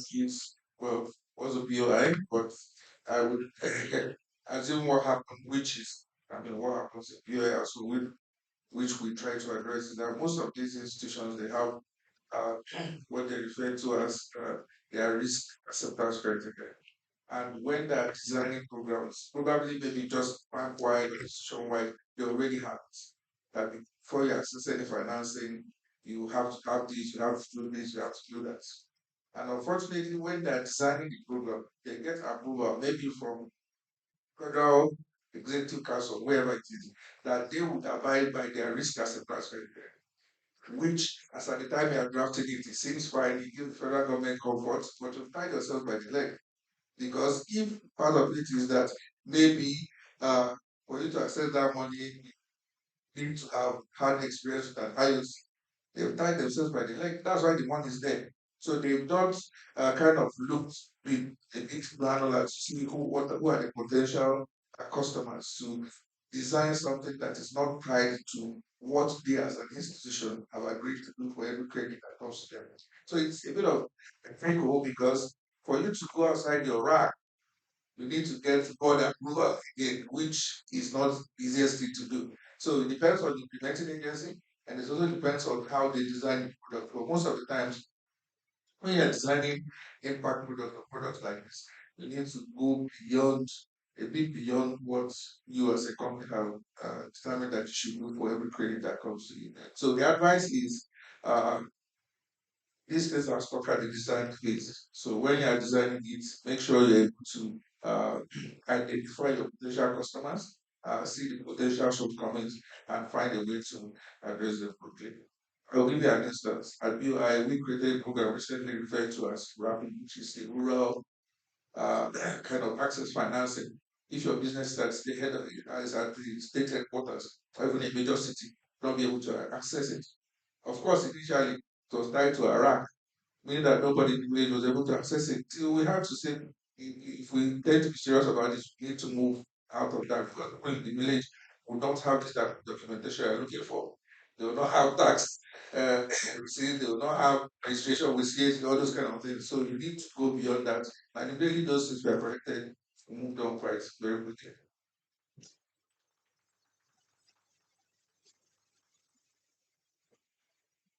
Good morning, everyone. My name is Ika Oluri. Again, it's to Dr. Waju. My interest is very focused. There's all the buzz now about the carbon fund that's about to, it's in the buzz about the carbon fund. And I'm interested because I work in that space and we're trying to get some things done localized now. We have partners who are ready to co-invest with us. But we know that the criteria is that we have to bring some of the money to the table. The PLI, primary level institution, will join us, and yourself, or which you will be on the question, you are one of the PLIs, have a list. Then the master will put in the balance of the funds. But we know that you work with consultants, and we want to understand what your structure is to be able to look at what and how to probably collaborate with yourselves in assessing that. And that's my so I just want information on that and how you hope to approach it in a way that makes it something that's achievable. Okay, thank you very much. Um, that capital fund is almost similar to what you described because I mean around for a while and it's been stuck at massive. We were not really clear like you. This is a conversation we just started literally this year to join and to be able to accept the fund to be able to take it out. So I think uh, with the ongoing discussion and negotiation we're going to have, and when it comes under management of BOI, it's going to be much easier. But in terms of being able to access our financing, we have uh, these consultants we refer to as BDSPs, Business Development Service Providers. The idea is that even if you are not able to put together your package or your application, that you can identify any of these people, they will put it together for you at close to no cost. It's actually BOI that pays them at the successful application of your or successful documentation of your application. So the capital fund is still something that is ongoing, but we hope that it will be much easier to implement going forward.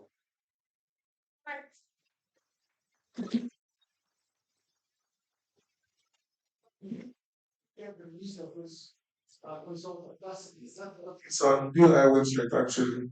There is a BDSP, Business Development Service Providers. There are over 400 around the country, so you can find the work closest to your street and just call them.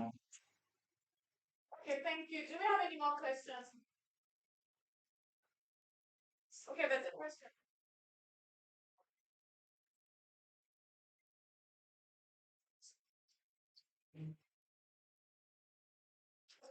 Good morning, everyone. My name is Ifungeba Pajisibe, and it's a pleasure to be here.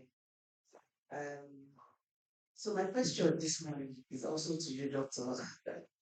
You're on the spot. You want to talk about finance and your businesses around. I mean, you are in good news to Nigeria, but a lot of people have been grumbling about accessing, the funds. And I'll quickly give you a scenario. So I have a family who invest in trading, fishery. And I think it was a very big news because it's a natural fishing that she's doing. And she's doing it well. And then she packaged herself, went to some of the consultants, they put everything together, and a loan money injection was approved for her, but with a progress of a particular kind of collateral. So for many years, she couldn't get that. That was because she had the collateral, but she wasn't able to get the fields um, from the government. So it was, they kept holding the business down and she wasn't able, but she had a fantastic story. I agree with you. So at POI, we're probably the only finance institution in the country that if you want to take anything below 10 million, will not ask for collateral. You just need to get guarantors to be able to take the loan.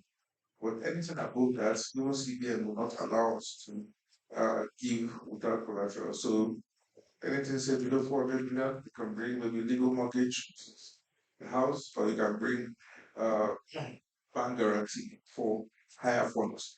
Now, I understand that there are businesses that are very viable and uh, they should be able to get a leg up really for them to be able to. So let me give you a story. Those are microcredits below 10 million that we don't require security per se.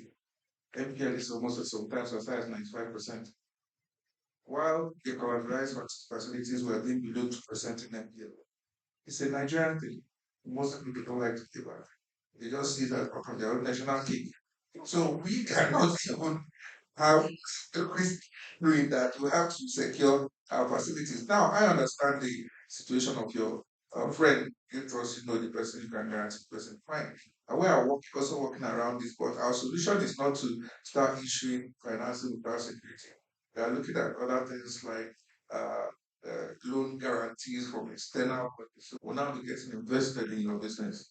So we would be investing, taking shares, taking ownership, the plan to potentially exit some point if we see your business activity.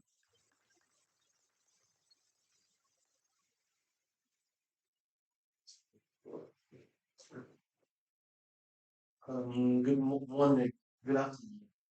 So my name is Teta Parishawe. Thought to ask a question, not to gentlemen, um, to Lagos State Government, our host. Uh, so I think with from our perspective, we've seen that the largest beneficiary when it comes to any transaction is always the government. So if I fund someone before the person even sets up business, is paid taxes at the airport or at the wherever he came in from. Anybody that comes in is paying taxes to the staff, paying tax with the salary and all sorts. So while that's understandable because government has to be the largest beneficiary because those are the largest bill that take everybody infrastructure and all sorts. What I was thinking is that is it possible for the state government to I know other countries have the same similar thing, where Lagos State particularly, is it possible for you to earmark certain investments, certain um, transactions like the circular economy? You tell us that if we fund someone, we can offset the bill from our payee tax. That is paying tax directly to your paying. The federal, that's something else. But if the state government has a, if you want people to really fund, right? I'm sure that everybody here will be happy to know that leverage part of their payee tax towards investing. And if it goes good, you the government know that there are more people that pay taxes. But if it doesn't go good, then there's a way to de-risk it to make sure the government not just encourage right, but participate in taking the risk. Is this something that the government is considering or will look at, or like have a pilot? Thank you. Thank you very much, Mr. Ashore. Um, the I think that for us to go the sustainability route, the smartest way to do it is to green our money. And that means that even from the budgetary allocation from source, um, we have talked about MRV, we've talked about how we can, begin to measure, how we can report or verify data, as it were. The OCCE is stationed in the Office of the Ministry of Economic Planning and Budget. And what it means is that for every ministry to get their vote of charge, there's a certain level of criteria that is required for you to report with regards to your expenditure, with your spending. The idea right now, and what we have recommended to the governor for my office, is that there should be what you would call not necessarily a bond, a green bond, but a trust fund, like a climate trust fund, right? Such like what we have with the security trust fund, Lagos State Security Trust Fund, which is a PPP arrangement, and you have all of the private sector involved in the running, so that there's some level of protection for the security for their operations. So that climate trust fund is housed in the Ministry of Economic Planning and Budget. There is an oversight from the private sector with regards to how we operationalize it. Your ability to access that fund, either from a private sector or from a government agency, is by reporting the level of sustainable components or your ESG components from the design stage, so that every output that is infused into the implementation is accredited against social output, your economic development output, and by and large, can then inherently. The reason why we then sort of decided that was because for us to start to transition our minds away from that usual way of spending, we need to follow the money. And then you coerce people mentally into thinking sustainability, you know. And so once we start to look at our book balance and see that we're greening as much as possible, we have sustainable agriculture, we have climate smart technology, we have, wash positioning with our hygiene and our sanitation. Our recycling, is as green as possible. We're infusing as much circular economy practices, with all of the tiers within the economy. Then we can begin to capture the tenants, and we can begin to verify those nodes against the level of carbon asset management. So it is a conversation. The governor is really open to it because I've done a memo on that. But there are times when you have an idea that is absolutely technically viable, and then you put it into a space, and the political acceptability is a different kettle of fish, because you'll find some people who will come and say, no, this is going to be, for instance, I give you an example. So some of the things that we've done, in terms of advocating for sorting at source, even in homes, we have PSP saying, oh, you are going to reduce the level or the volume of waste that comes onto the truck. Meanwhile, statistics, and clearly so, is saying that we haven't even optimized up to 10% of the waste that is generated in Lagos State in itself, right? And we also know that the PSPs do not operate in all of the local government areas. There's some areas that are in the interlands that they cannot reach. They do not have the infrastructure to get to those places. But can we demystify what they're raising, their concerns? No. So there are also that stakeholder management aspect that we need to infuse into the solutions. And then there's that organizational implementing structure that we also have to ensure that is in place. So it's massive. It is not insurmountable. It's just that it takes, we just have to go that journey, and it takes a process for us to do that. But I totally agree with you. The best way for us to be able to initiate, acculturate, and institute that mindset, just like digital transformation did, grew by itself, just like entertainment did by itself. We need to follow the money. We need to get people to commit into deliberate decisions around how they must not only drive economy, but we are at that space where the green economy is here to stay, and it is the functionality of demanding the next way to go. All right, thank you so much. People put your hands together for her, please. So we don't have any more questions. Oh, okay, that's the last one. That's the last question.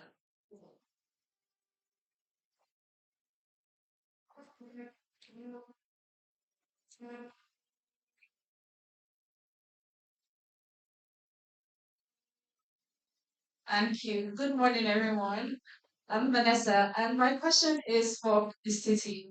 So, ma'am, I'd like to ask, you spoke about how the government is helping to provide low interest bonds to women and youth, to people in underserved communities. So, from the Lagos Food Bank Initiative, and one of the programs that we run is Family Farm. That's a backyard farming program. And so, I'd like to ask, what measures have you taken in helping women and youth go from the subsistence farming that they do to now becoming a sustainable enterprise? So how have you been able to do that? Like I said, we deliberately choose initiatives. You know, there are a lot of times when we have these conversations and we try and advocate for that climate friendly behavior, it sounds very abstract, right? And sometimes also when we simulate and we have a show and tell, people are able to add two and two together, and they can then begin to generate their own ideas as their own resilient solutions to adapting to their environment. So for some of the areas that we had activated, for instance, um, like trade fair, for that matter, there are a lot of people who transact business in that place, the communities that surround that area as well, that have seen by themselves that the plastic bottles, the PET bottles are not the only sources of economic derivative for themselves, that they have some value of exchange in their textile. Their cartons also have, some level of, weight on them. And they're also knowledgeable about their e-waste. And you see that there are a lot of businesses who are in those spaces as well, who would ordinarily or, typically just not adduce any form of value to those things until we brought that to fore. Then, after activation, our conglomerate of businesses, if I can call it that, the EBF, sitting over 500 of these young micro businesses, are then given a brief to be able to address, their visibility in those places as it is close to them in terms of proximity. So for those who collect e-waste in exchange and they use it, for their own commercial activity, or for those who do textile waste, for instance, those locations present an opportunity for us to open a market for them, a market situation, a marketplace for them. And like the BOI mandate has said, yes, I called him Magnet. That it's best for us, it's more strategic for us to work with the young businesses because they're not in that space where they want to go industrialize. We want to mop up as many people away from that unemployment bracket into some level of subsistence. So it's the young businesses that we drive, that we facilitate into those markets that help to be able to scale because once we stimulate the demand from the communities, right, we then have them positioned for them to transact business. But there's also an aspect that we're still trying to tie in together. Maybe Sage Grey can help us in that. So we need, the financial institutions, those who understand the modalities and the mechanism of the green economy, right, to be able to, work in tandem with the the big financial institutions so that they can provide the funding that would help in the incentivization, because we cannot eliminate that incentivization aspect to drive the behavior that is needed from the communities. So at the point where, for instance, we have what we call the 80 million clean stove project right now. And that project is also addressing um, deforestation, clean energy, right? The game changer about this 80 million clean stove, that each unit is worth about 750 euro, is that it is complementary for the beneficiaries. So the vulnerable societies that the clean cook stove are provided for do not only have that stove to be able to ease off the use of firewood, which is degenerating to the health, but they also have incentives of a 10,000 naira pocket money stipend to use on a monthly basis for the next 2 years. Then they have a health insurance policy of about 40,000 naira, adding on to the executive order of the governor for every citizen in Lagos to be able to own a health insurance policy. Then they have an incentive to also plant a tree. So you would see that the nodes that are in those spaces, by the time you capture through technology, and AI is one of the key instruments that we use to measure, to verify, and to report this, so that there's as much transparency, it's accountable, that we can, establish as possible. The carbon asset managers that are partnerships on this project itself can, gloat, and they can gloat, and they can they can use their high shoulders to go into a carbon asset framework for the carbon footprints that are going to be translated for carbon credits. So that's how we want financial institutions to start to think. As a matter of fact, one of the things that we do right now with the financial institutions, look, okay, don't even worry, don't bother about your profits. No need to touch your profits. Look at your CSR. What budgets do you have in your CSR? You can actually begin to ESG your CSR. So it's not just, because that money or that fund was initially designed to give away anyway. But this time around, if you're giving it, you're intentional about the giving. You're capturing the necessary, the active, sustainable, and the climate friendly notes, so that in effect there's a return on your ESG. So these are the little areas, but they need to be properly fine-tuned. For the communities, they just need to be aware that it's not business as usual with their waste anymore. That there are so many things that, for instance, if we had a trade fair, understand that their organic waste is capable of translating into a solar farm for them. Do you know how much megawatts they can generate off the grid, for that community? So there's still so much in, the knowledge and, the literacy, but also, because we're not altruistically driven like that in this country, we must look at the economic benefits for the communities.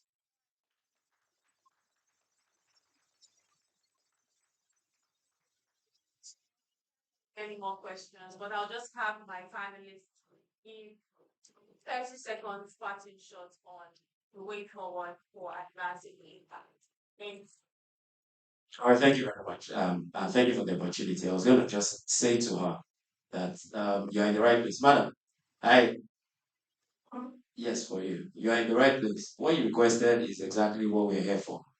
At Sacred, we already have certain motivating factors for people that want to scale, accessible and cheap funding, and then work with you to ensure that you are aligned with ESG goals and the SDGs also. So for the way forward, for us at SageGrid, this is we're walking the talk. We ensure that we keep aligning, we keep educating, and we do what we say we're here to do. Thank you. Thank you very much. So we reeled out some of the things that we're doing at the OCCE. And I do understand that, from the polity to the government, there's that misappropriated mistrust in there. But I also feel that it's also important that we work together. There's a need for us to begin to develop that open-mindedness, so that we can go the long haul together as a government entity. It's not necessarily the needful to understand the face behind the work. It's more expedient to be able to accept the work that is being done. And this is my plea that for strong advocates, people with voices, organizations like this, that we need to be more abreast, more ready to, research and find out what is going on. Just like Mr. Washiwe said, that the government is really truly at the helm of things. And yes, we get the benefits in terms of tax, but there's also a role for the communities to play.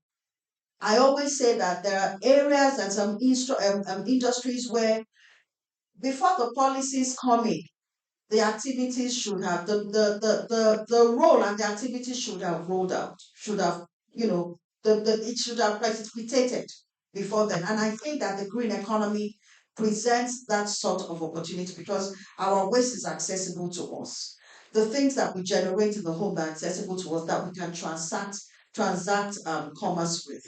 And so let's be more open-minded. Let's research more. Let's be a propagator of the green economy because there's still so much for us to be able to do in that space. Thank you. Thank you very much, man. So for me, I would just say that there are too many financial institutions around. We're tired of financial institutions. Business owners want financial partners. So BOI and other financial institutions emulate what Sigwe is doing. Be a financial partner. Thank you. Okay, I'll just say that if you are running an impact business, you should come to BOI. There is certainly something that is there in BOI for you. And to make things even better, our new strategic plan, we identify 6 thematic areas which we want to focus on to really drive impact. And they include gender-focused businesses, youth-focused businesses, MSME, climate-focused businesses, infrastructure, and digital. So if you're in any of this space, you are more likely than not to get attention of BOI if you approach us. So we look forward to it. For me, I would say that we should adopt a structured reporting. It's what is happening here is laudable. There is a lot to learn. I've learned quite a lot here today. So there are a lot of areas that have not been explored that people need to know about. So I think this type of program should continue to educate people more of endless possibilities that are bound. Thank you very much. Thank you very much. We hope that you found this panel not just insightful, but we hope that your questions were answered. Once again, please put your hands together for our brilliant panelists. So, put your hands together for me. My name is Elizabeth Musa. Content journalist. I work with Business Day. Thank you so much. So please, before you leave the stage, please stay for a moment. We need to take photographs of our panelists. Interesting conversation, I would say. Or was it interesting? If it was interesting, let me hear you make some noise. That's loud enough now. That have to collect back to that sound. Okay, let's try it one more time. If you know you're proud to be part of the Sage Grey journey, let me hear you say Sage Grey for impact. Never loud enough now. But never true. Let's do it one more time. Sage Grey for impact. Fantastic. A round of applause once again for Sage Grey finally. Right. So we're gradually moving to our next segment, which is community partner and client testimonials.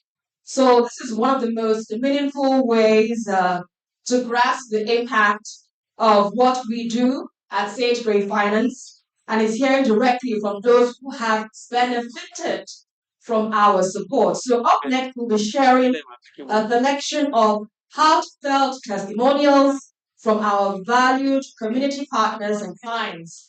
And these voices go beyond numbers. They tell the stories of growth, collaboration, and of course, innovation and lasting transformation. So to begin with, we will show you short that captures the broader impact of Sage Grey Finance as told by the people at the heart of our journey. So just for a few minutes, and we'll be back.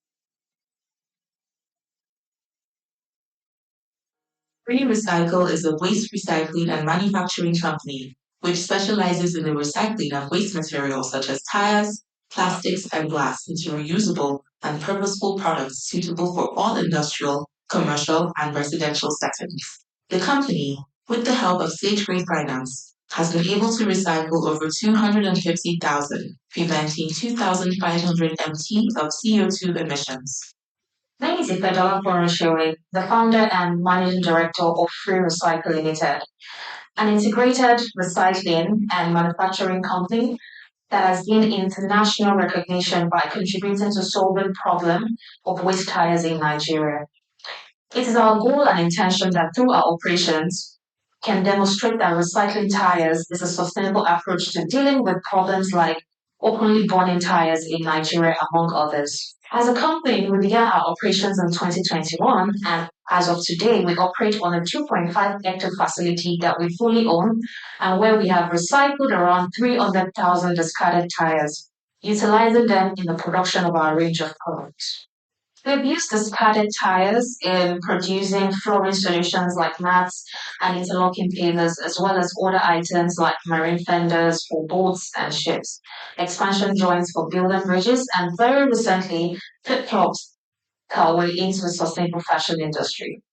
Most obviously, using discarded tires in making valuable items has had a direct impact on the volume of tires that end up being burned openly and tires that get sent to dump sites.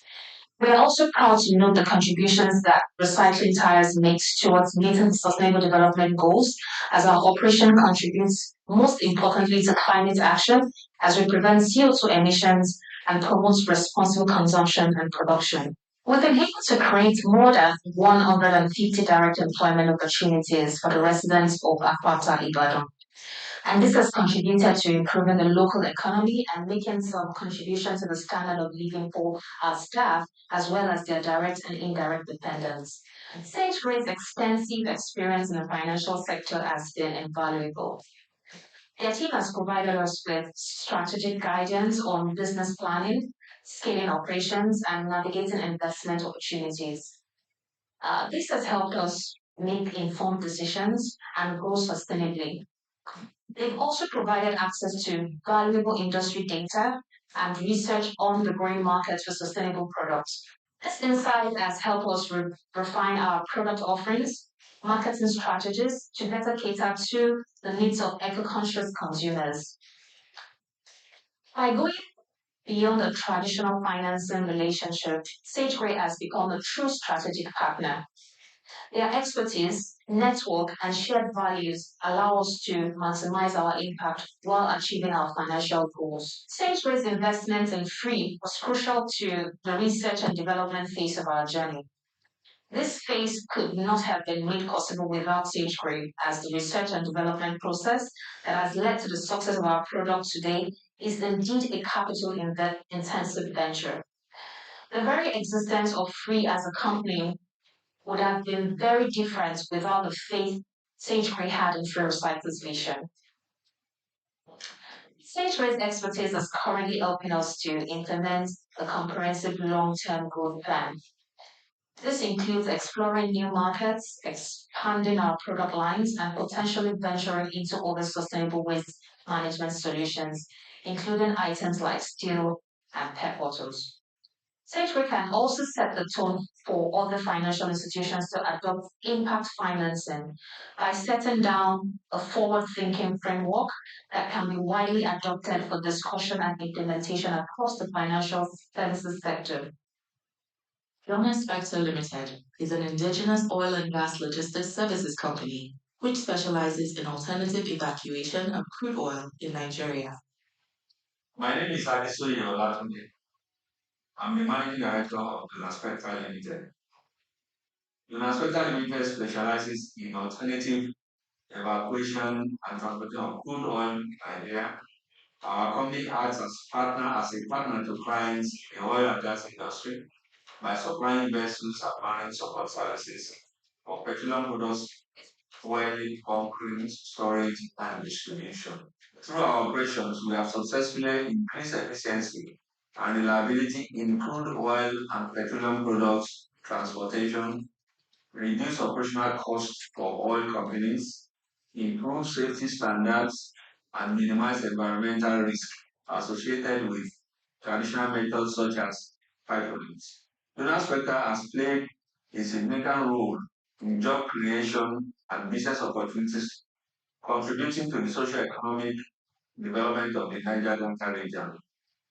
Sage Green Finance has been integral to our success story, offering invaluable business advisory services and facilitating debt financing.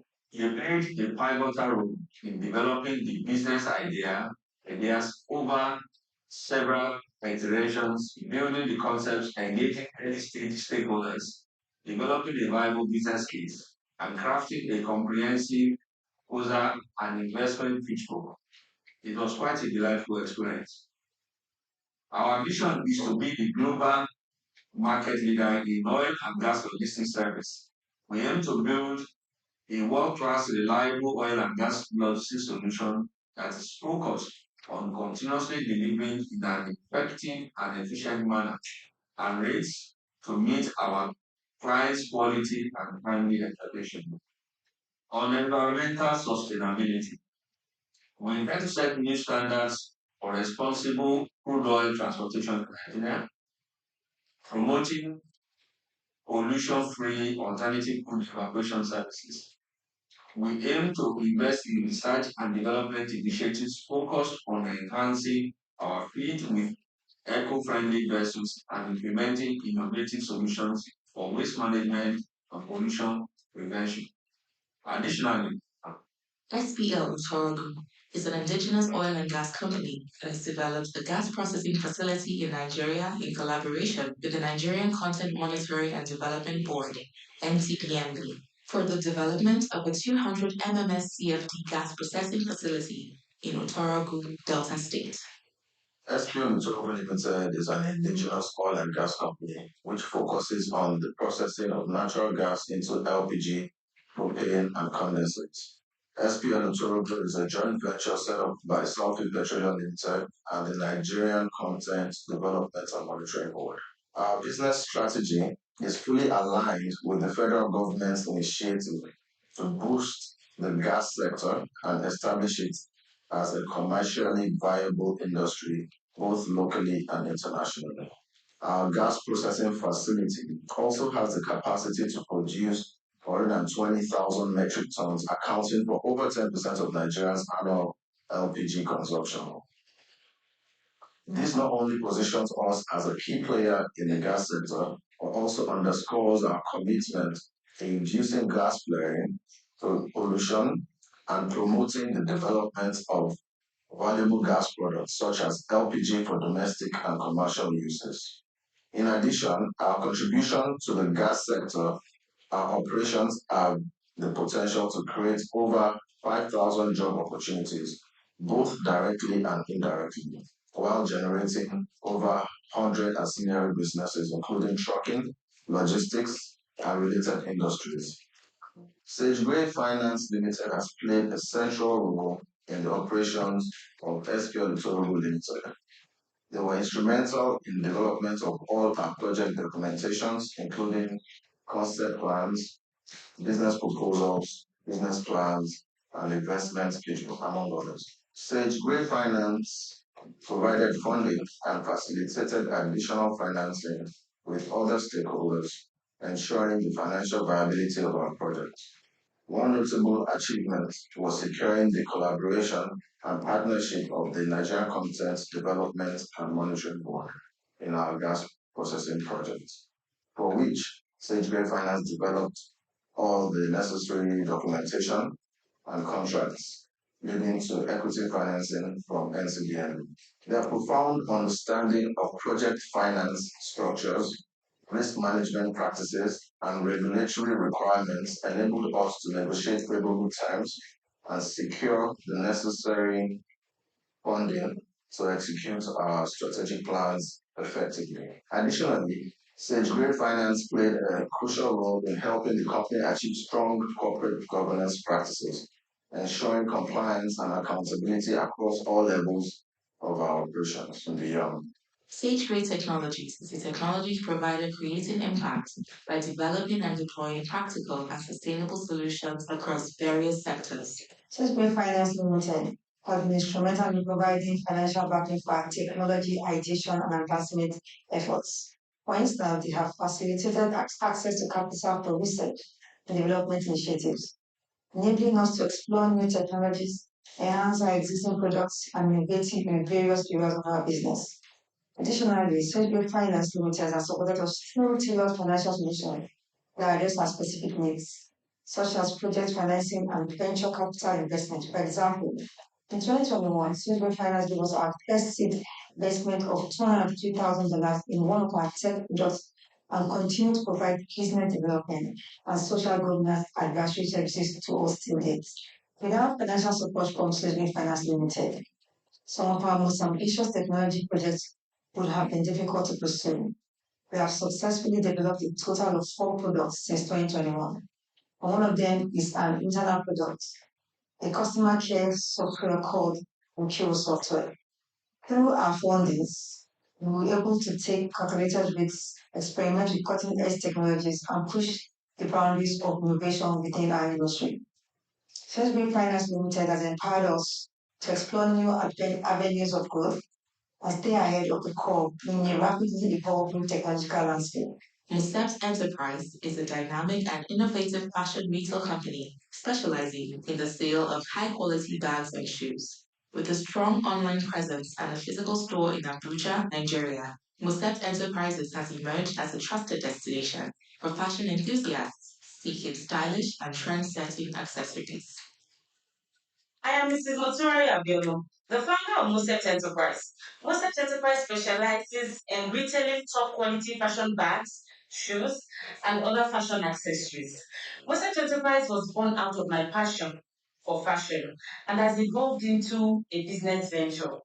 Mosep Enterprise has 2 missions, which I would say that the first one is to enhance individual style and confidence through the products that we sell. The second mission that Muslim Enterprise has is to create job opportunities within our operations, supporting economic growth and even women empowerment. During the early stages of my business, I operated from my home due to financial and limited capital and then lack of financial, investments. And then I wanted to expand, I wanted to grow, I wanted my mission, my vision to be brought to light. So I approached SageGrade for financing. This has helped me significantly to increase my inventory.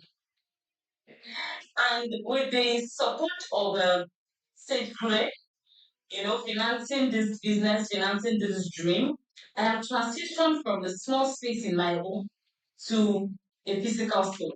Now, being in a physical store in a prime location in Abuja, this has resulted in tremendous increase of sales revenue, jumping from an average of 100,000 naira a day when I was in my house to about 1.5 million naira in one day. As I imagine SME in the fashion and retail sector, most enterprise, of course, we aim to grow and innovate. Very important within the fashion retail industry. Our plans, I would say, includes expanding our product offering, strengthening our online presence, which would play a significant role also in our offline presence, and exploring opportunities for global expansion. With the continued support of partners like Sage Gray and our dedicated team, we are confident to achieve even greater success in the times ahead.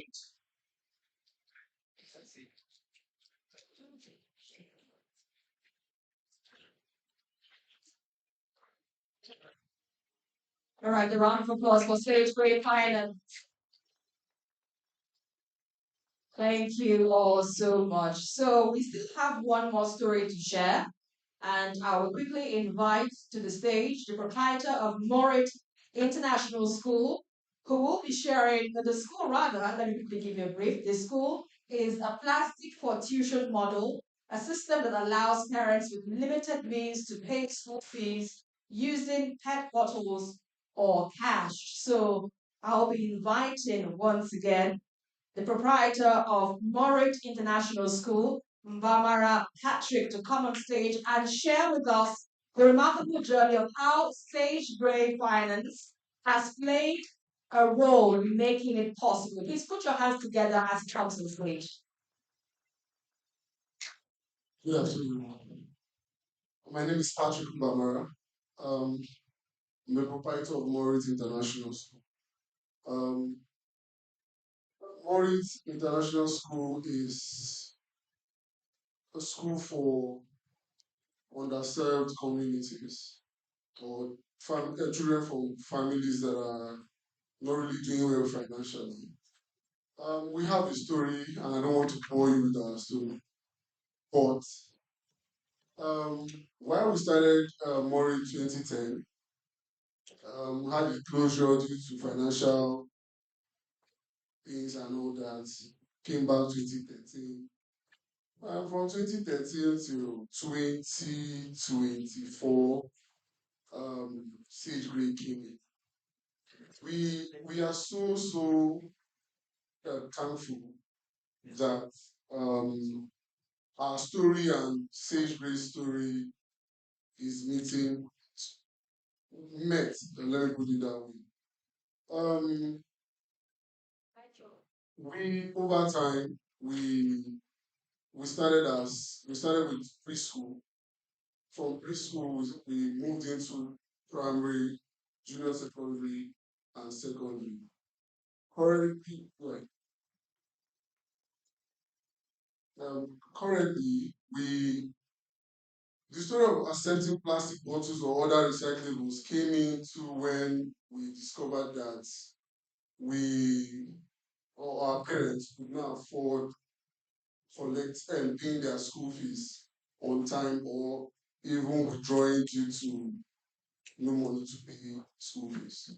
So I am a trained chemical engineer. So I thought about how do I, in 2018, I thought about how do I get parents in school fees. So in our own locality, because I grew up in Nigeria, I was born there, I grew up there. So I saw plastics bottles, cartons melting in the rain. I was like, this is money and okay, let me see what I can do. Then I went to partnership with one ACI. So we had a parent a PTA meeting, spoke to them. We were, at the end of the day, we were able to um, kind of parent along. Long story short, where we are today. Where we are today, we're doing very well. We're trying to advance and make our curriculum stronger and better. even make it something that it is that will be competitive in with other schools in Lagos State and maybe every other part um Nigeria. So that's our story.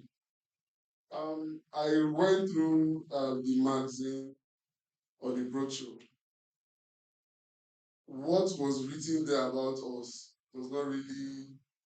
It is so little that to compare to what Sage Grey has done for us.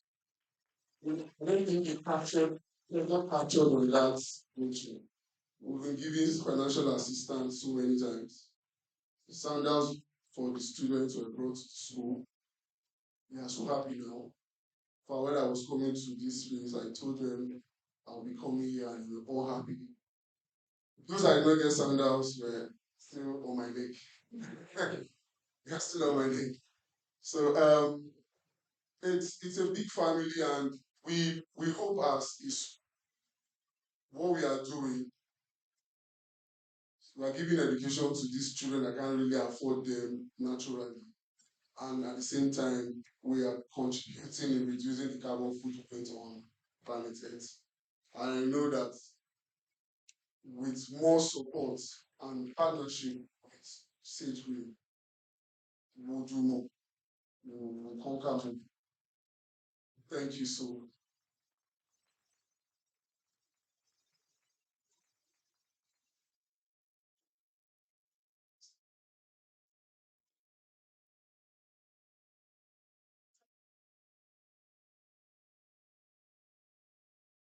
Apologies for the break in transmission. Please put your hands once more for Mr. Patrick Mbamara to get some facts.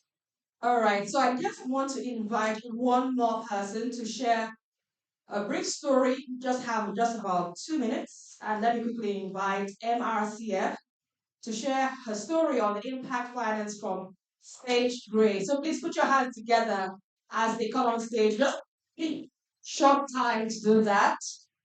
Am I seeing the person? Okay, please put your hands together to come. Good afternoon, everybody. Good afternoon, ladies and gentlemen. Thank you very much.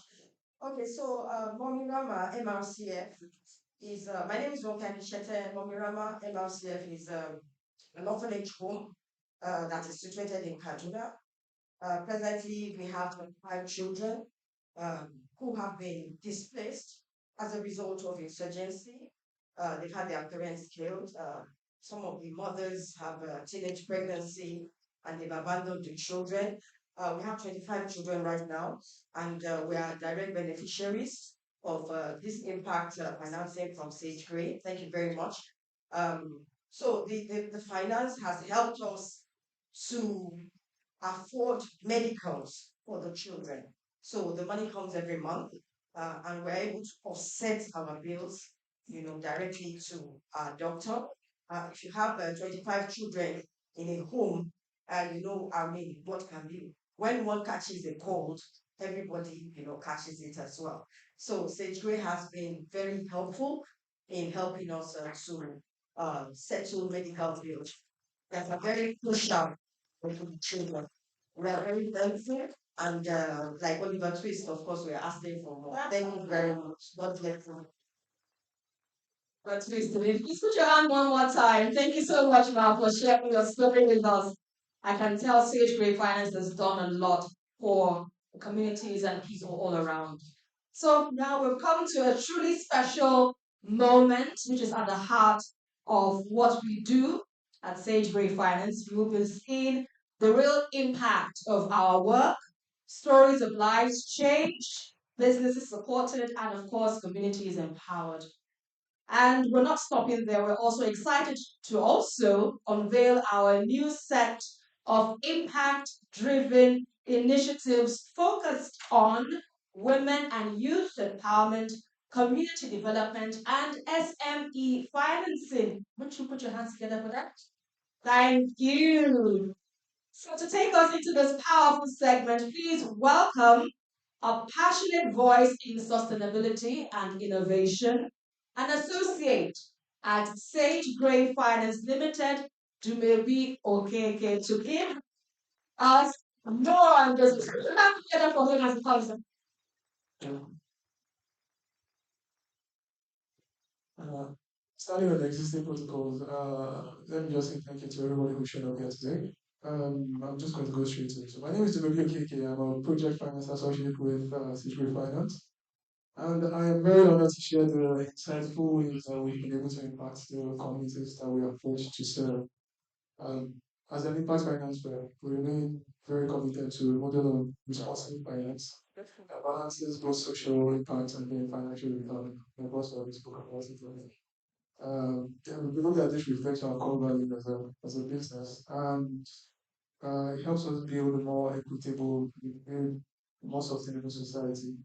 And in 2024 alone, I'm just going to show you some of the things that we were able to do in the education space.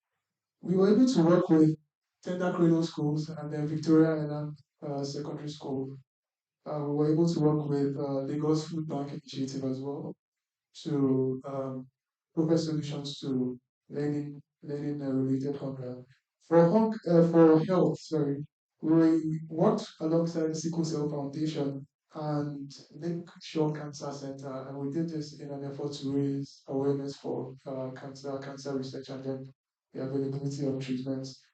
For the environmental front, we were able to work with people like Loma. We were able to appreciate the street cleaners, and then we were able to work with people like Last Park as well on a tree planting project. So this was just a snapshot. The presentation goes forward to show all the things that we were able to do at that time. But this kind of provides a small snapshot of the things we were able to achieve in the last year. And for community development, we were able to work with part of the solution orphanage. It's a little place in Makoko where we were able to bring a little bit of impact, at least a little bit of good news, a little bit of hope to the children that we met there. So, in addition to the corporate social responsibility, these efforts reflect the personal passion of our staff because these programs were actually staff led. It was not the company that we did it Especially personal commitment and personal passion that our staff has at the at the core of our motivation. And together we believe that we are building a more than just a financial value. We're actually going forward to build a legacy of purpose. And we're happy to invite everybody to join us as we go. So thank you. Um, without breaking a step, we'll just go forward and announce the launch of our new product. So like the MC has already gone ahead to say, we'll be launching 3 new categories of products that attend to 3 broad customer groups. The very first, the Sage Green Catalyst, is more directed towards women and youth empowerment. The second is the growth engine, the SME growth engine, which is it's in the name, it's directed towards SME. There was a lady who spoke up here talking about access to financing for her business. My other boss already said you're in the right place. So we'll be happy to speak with you after the session is over. And then the last is the Community Empowerment Fund, the CEF. So the Community Empowerment Fund allows us to give grants that are geared towards community development programs. So for the first of it is the Women and Youth Empowerment Fund. This we are giving out a blend of structured grants, loans, and a bit of mentorship, a bit of advisory on our part that helps women, youth. The eligibility is usually just for women or youth, people between 18 and 35, and people within this description that have business ideas that they would like to bring to the fore. So we are able to give them structured financing that helps bring these ideas that they have to the front. And we have 3 tiers under which this particular program operates. The very first is the Horizon. This is more focused towards women.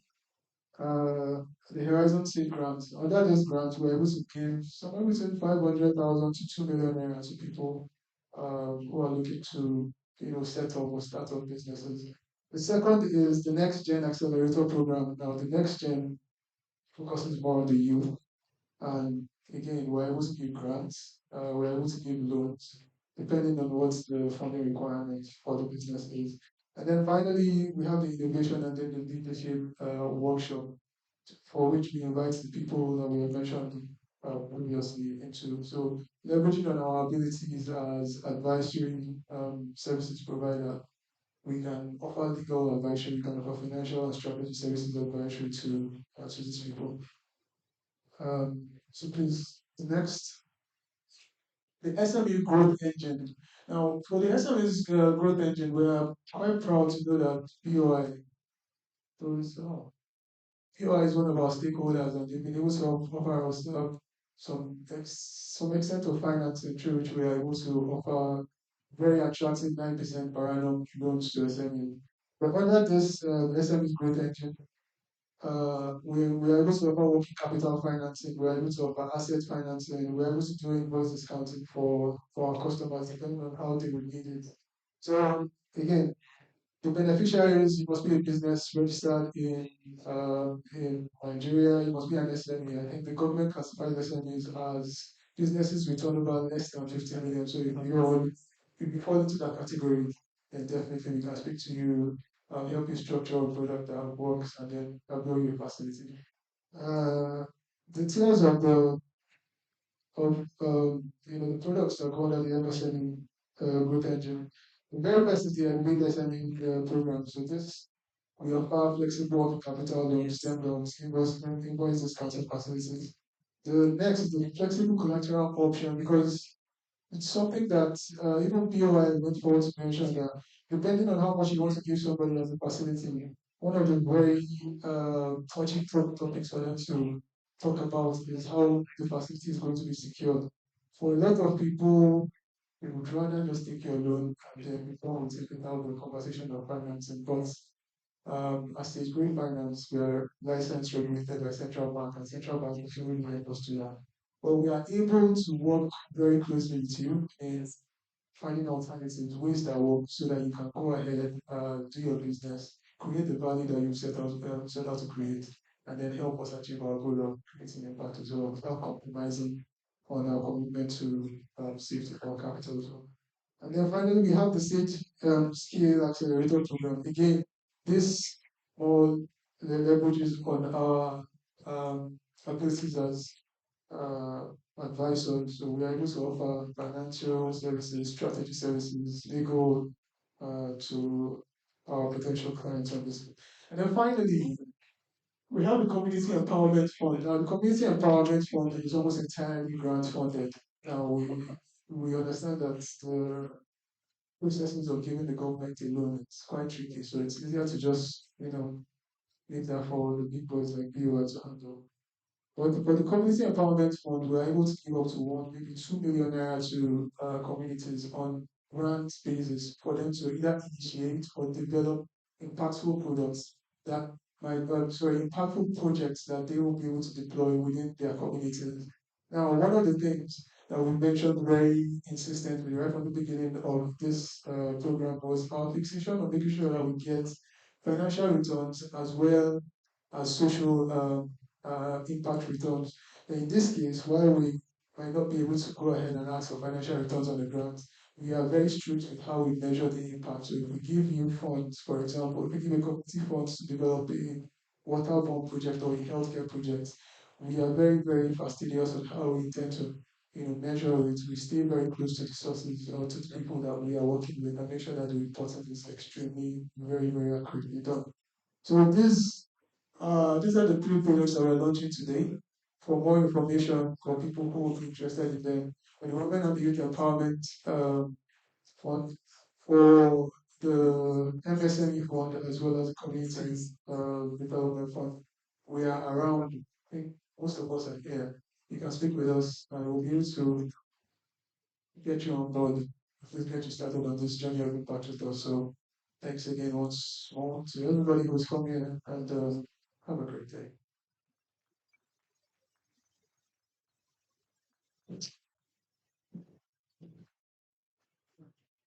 Thank you very much once again. Please put your hand one more time for Mr. Tulobi. Thank you for giving us insights into why we're here. And it seems we've finally come to the end, almost to the end of today's event. And that is now to deliver the vote of thanks. And so, as we begin to wind down today's event, it's only right that we take a moment now to, well, express our heartfelt appreciation because I understand we've been here for some hours, since 10, and this is 1. We've tried our best to keep it quick and short, I would say. Please put your hand one more time for yourselves for being a part of today's event. Thank you so much for being with us. So we've shared ideas, we've seen impact, we've felt the passion that drives the work we do at Sage Grey Finance. None of this would have been possible, of course, without your time, energy, and of course, commitment to being part of this journey. And to deliver formally our vote of thanks and on behalf of the entire Sage Grey family, please welcome the Managing Director of Sage Grey Finance Limited, a visionary leader, driving force behind many of the impactful strides we've seen today, Mr. Temitope Rushewe. Is he here? Okay, I think the ED is coming on instead to take this in his place. Please put your hands together as he comes on stage.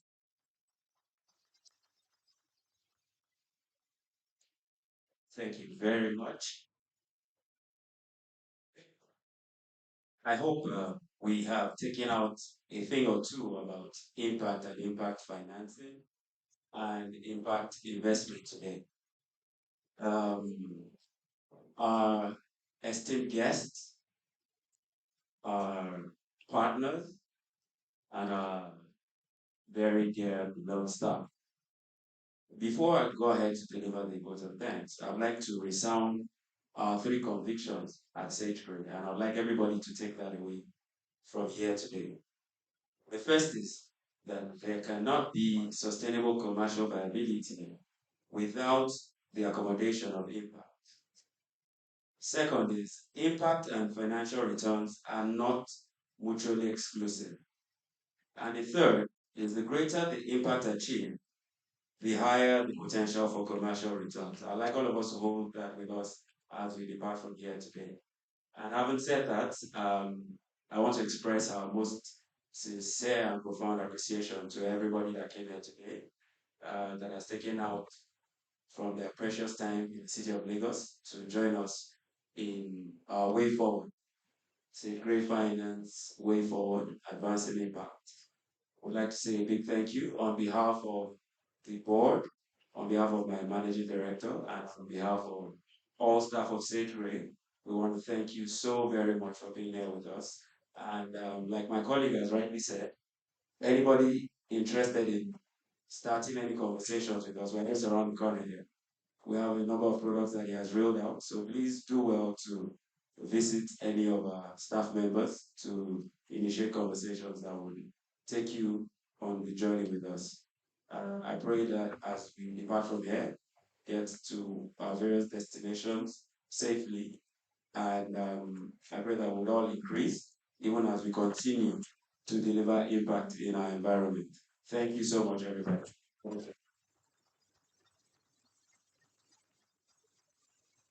Thank you so much. Please put your hand one more time for the Executive Director of Sage Grey Finance, Mr. Dejumo Adetuba. Thank you so much. And so, like he said, we've come to the end of today's program, and so we will now have to have our closing prayer. And to lead us into that is Mr. Ben Woke, General Secretary, Finance Houses of Association of Nigeria. And may we all stand as we take our prayer.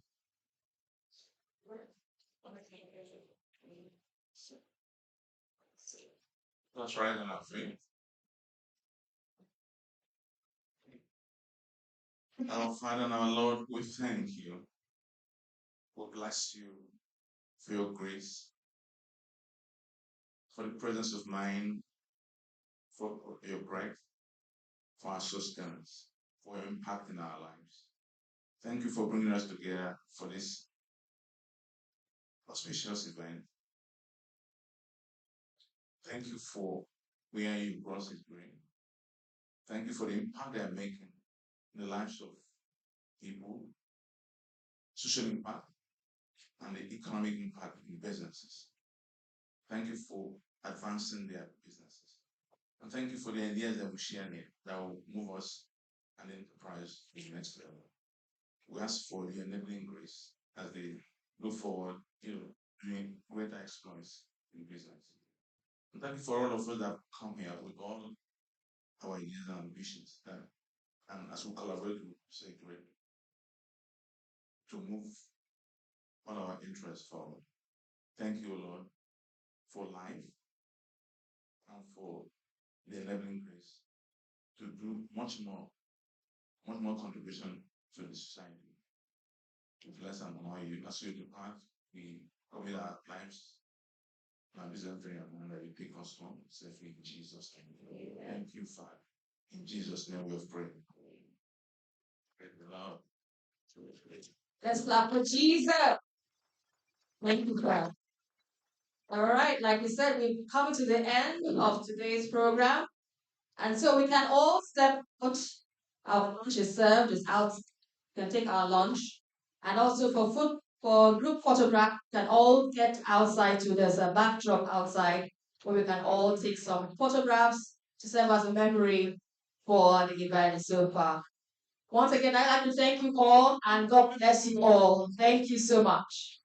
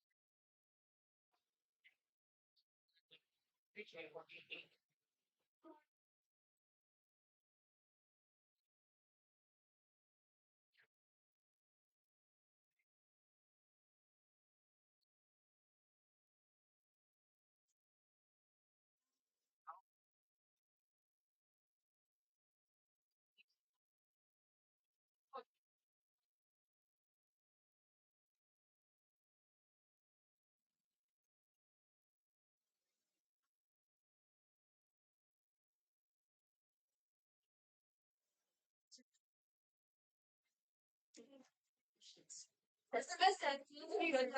I think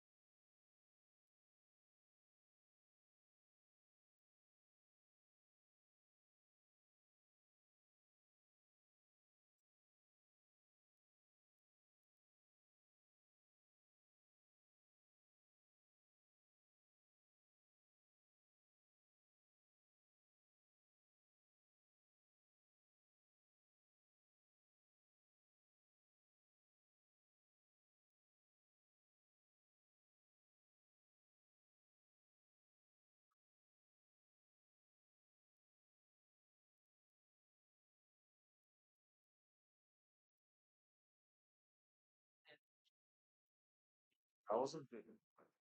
So you look out and do what you do. This is I said that I've seen it. Wait, wait. I said before I said about theater. It's interesting.